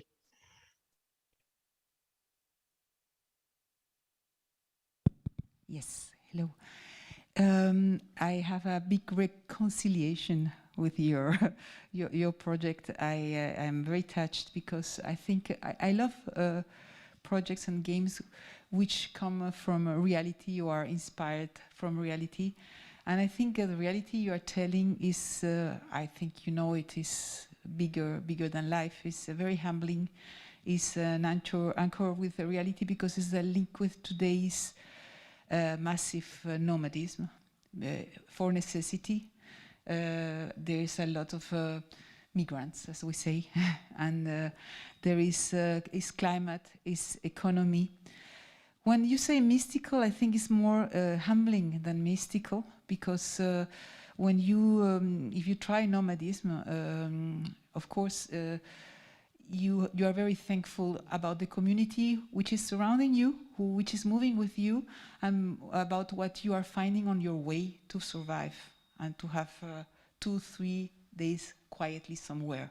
So I practiced it by some time ago, and it was a trip, but very nomad, and really it's not the same thing. And what you are saying, which is mystical, maybe the mystical thing can be, I have references I would share to you. I would like to share is one person that is a fantastic singer, is today is the highest monk in the Buddhist temple in Vincennes. His name is Lama Gyurme. Please go to Spotify and listen to him. He's a fantastic singer. So he sings in Himalaya, and France du Chef, where Bruno Coulet won an Oscar. And recently Mantra, Les Sons du Silence, which is another film. And he's a monk. He's a Buddhist monk. He directs a temple, and he's a fantastic singer. So I listen to him and get inspired, because I think this travel with sound, with music, and this community build upon moving, because maybe there is not better choice today, is a fantastic hint. It's not only a game, it's a hint for what maybe is coming, what maybe we have to figure out, and what lots of people in this world are doing now. And it's also a way to understand them. So I like this invitation to interact in that through a game. So thank you very much. Thank you a lot for this recommendation. We'll be sure to go hear it together. We talk about mysticism because something we very much wanted to explore is connection, and a connection that passes through sound. And mysticism is knowledge about the world that you gain not through intelligence, but through a direct connection through senses. And yeah, this is what the prayers and the rituals are about. And this is a game about mending bonds between people and creatures and the whole planet itself. So this is the reason we use this term. And I think regarding nomadism, tell me if I'm saying something wrong, but we see nomadism in this game as a necessity because of the gyre and the danger of the night, but also as a duty in the way the culture of the tribe is built. It's a role that goes from tribe to tribe depending on the dangers. So it makes the connection to mysticism as well, I think. Thank you. Alexandre, you have a question or a remark? Yeah, sure. Hello. Okay, nice work again for the presentation. I won't repeat what has been said before. It was much clearer, though I was missing a lot of visual to understand what your game will look like. From the art direction, I think the few remarks about it. I think it's pretty good inspiration to define your biome through the sense of touch, since like the biome definition is about experiencing the navigations through a land, and so the sense of touch is really well thought of. The first assets you created and you shown in a gray environment and pretty isolated were quite beautiful, but at this point I was really expecting to see some actual environments, like a bit more advanced, and I have a small worry about the camera. In the prototype with the green level, the camera was really far from the beast and from Pilgrim, and for a game about symbiosis, I don't know that English. Like you really want to see the interaction that sell the symbiosis between the beast and the pilgrim. You want to be able to see like how they interact with it, how they take care about it, or even for readability when like the buff is active on when he's actually like, in terms of readability and feedbacks, is going to be pretty important to think about your camera. So that's it, but great work. But next time, I hope to see a much more visual. Thank you.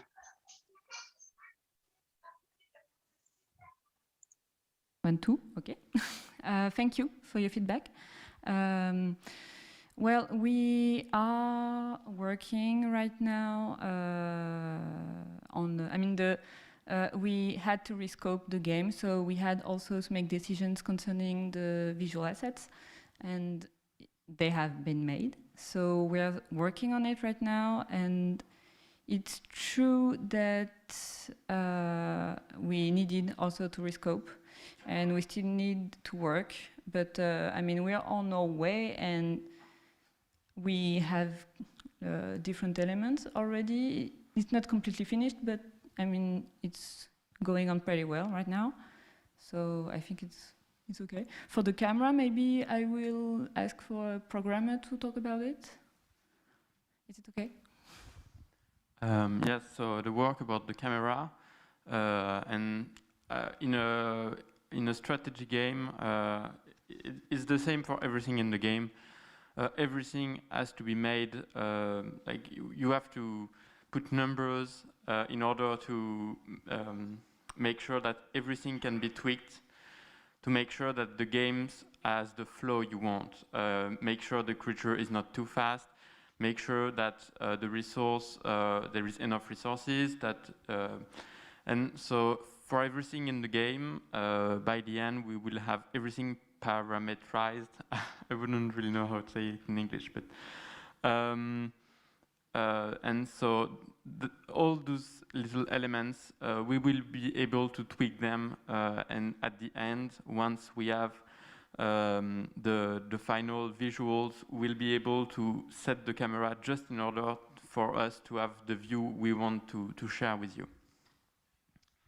Okay, thank you. It's a bit risky. Like usually you try to define your level of detail depending on the camera, even if you can have a camera that zooms.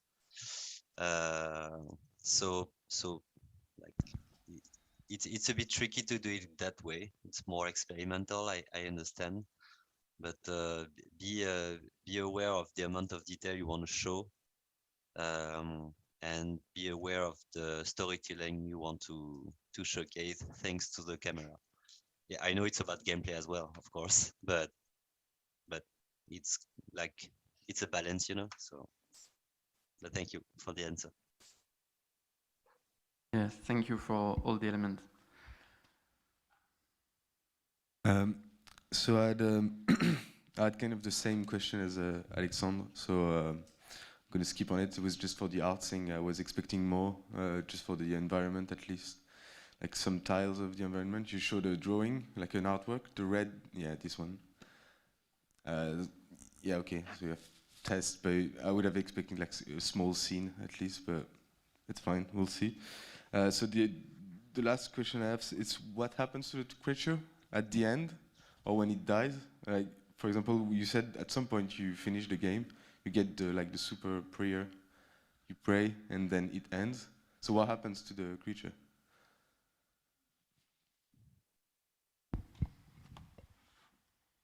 So at the end of the full game, all the other creatures that we have helped will be able to settle again and become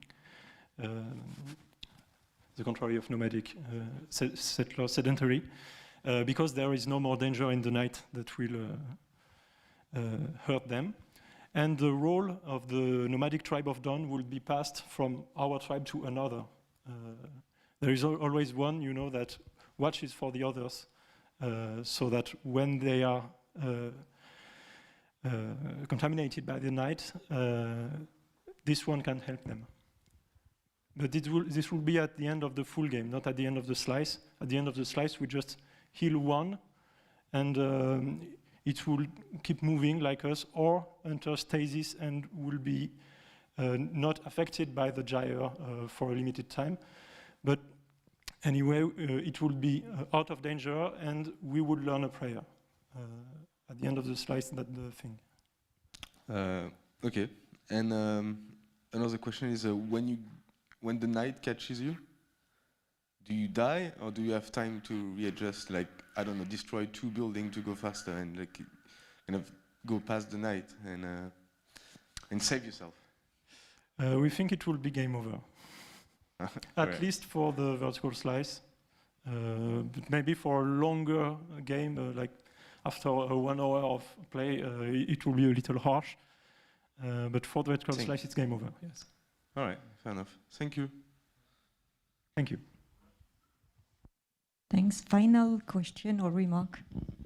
Yeah, it's just a final remark that I wanted to also to tell to your companions from the AMO project, is that focus also on the values, on the core details of the mechanics that you saw. For example, in your buildings, the exact numbers that they maybe they change the speed of the creature. Okay, but at what percent? Also in the bullets of the other project, how much damage that the attack of the enemy deal, something like that. But again, yes, something like this, exactly.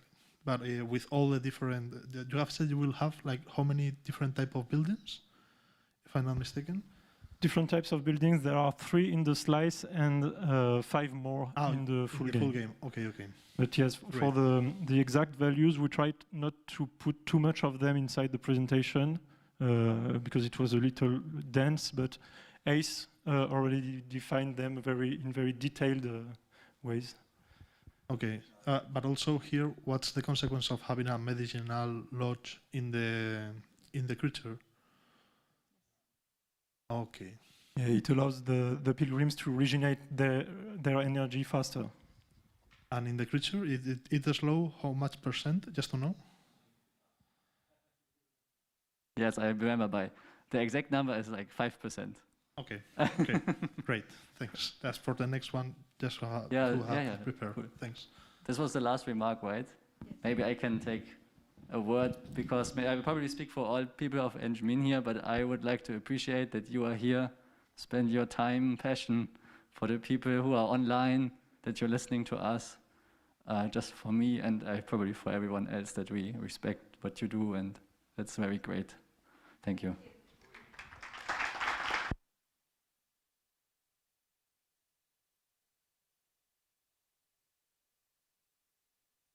Yeah, you're right. I couldn't have said it better than you, so thank you. So first, congrats to the team. Please, a round of applause for them.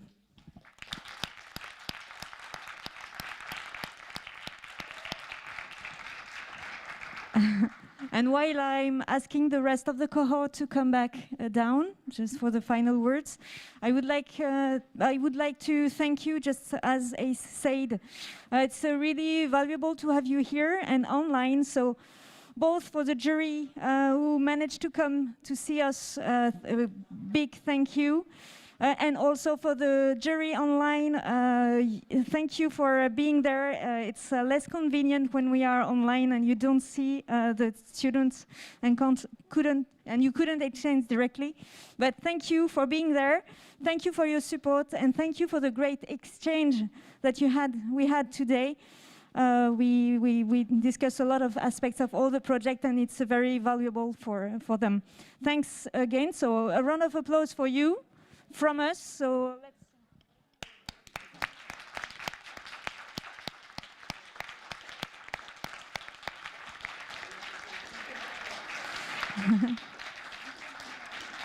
I also would like to thank the technical team, which is of so much help to make all this happen.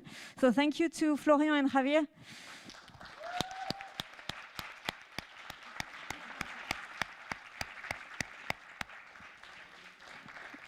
Special thanks to May as well, and all the administrative team, which is very valuable also for all the organization.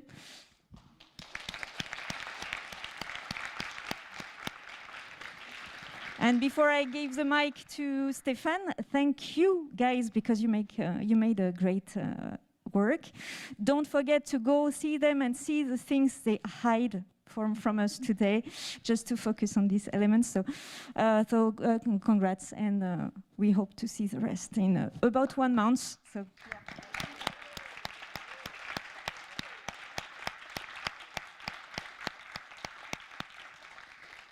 And final words from your godfather. I want first to thank you. The presentation were great and very much most of in progress since the first presentation. You have thought and worked a lot, but you still have a lot of work to do during the next months. In particular, I would think for certain projects in image and sound, maybe you have things which are somewhere in your computer that we haven't seen. I will try to come to see you. But thank you very much, and see you in February.